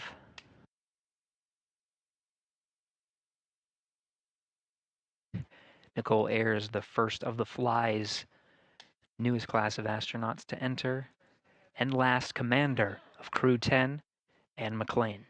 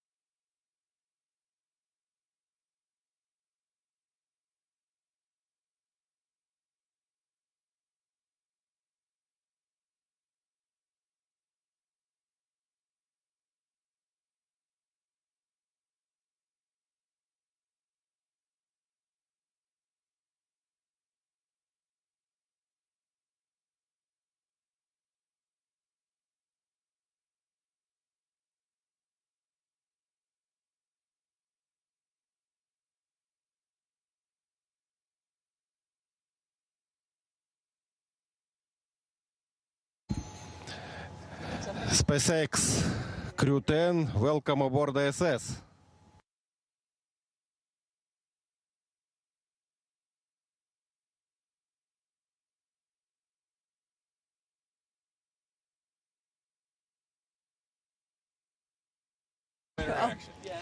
Well, hey, everybody down there on Earth. You're not hot on the mic. I know. Is the receiver? Oh, yeah, we're on. Okay, got it. Okay. All right, They changed at the last minute. Got it. Thought I lost my touch there for a sec. Hey, Crew-10 has had a great journey up here, about 28 hours to get back up to the space station, and I cannot tell you the immense joy of our crew when we looked out the window and we saw the space station for the first time. Returning for a couple of people, very first time for a couple of people. And let me tell you, that is such an amazing journey. You can hardly even put it into words.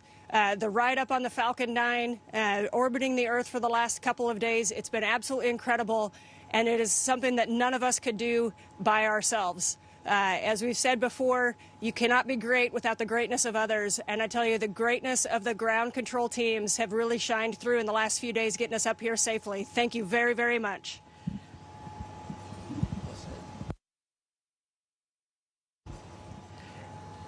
Hey, from the bottom of my heart, thanks to our families, friends, and our colleagues from all the partners, SpaceX, NASA, CSA, ESA, Roscosmos, and JAXA for preparing us and making it possible for us to get here.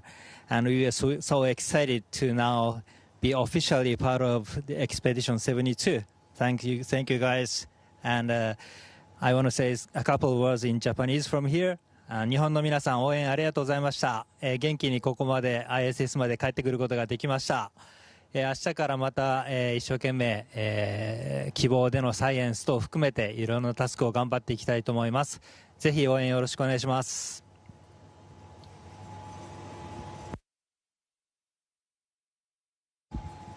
Okay, thank you. Thanks a lot. Thanks a lot one more time to SpaceX and NASA for this wonderful ride. That was really fun. And thanks to all the world's aerospace industry, which works to make the dreams to come true and to take us further and further. That's really wonderful. Thanks to everyone working there. И спасибо, конечно же, отдельно это Роскосмосу и Центру подготовки космонавтов за знания и опыт, которые привели меня сюда. Будем работать славно, работать дружно. Во имя, во благо всего человечества. Передаю микрофон.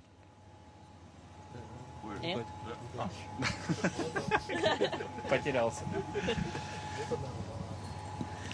I'd like to just say again, thank you to SpaceX for the awesome ride up here. As a rookie, that was one of the coolest things I've ever done, and I can't wait to get to work up here.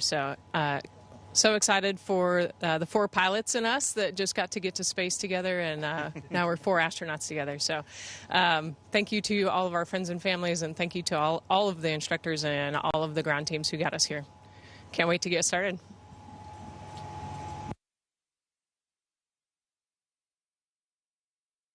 And Houston, thank you for tuning in this early morning. It was a wonderful day. Great to see our friends arrive. So thank you so much.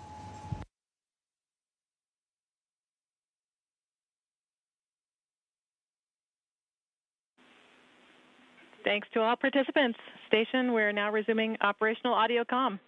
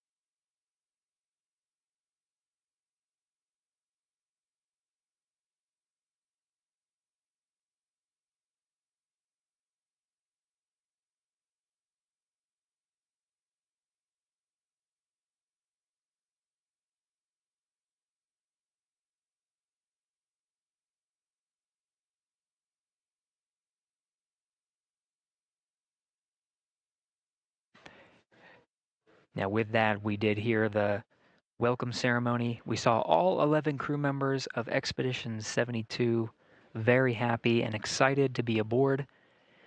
It'll be they'll now go into right now is what they're scheduled to do is just have some time to chat with each other before a formal safety briefing, just getting to know just a refresher really of the safety procedures aboard the International Space Station before they transition into some work, including transferring some cargo before heading right to sleep for the Crew-10 crew.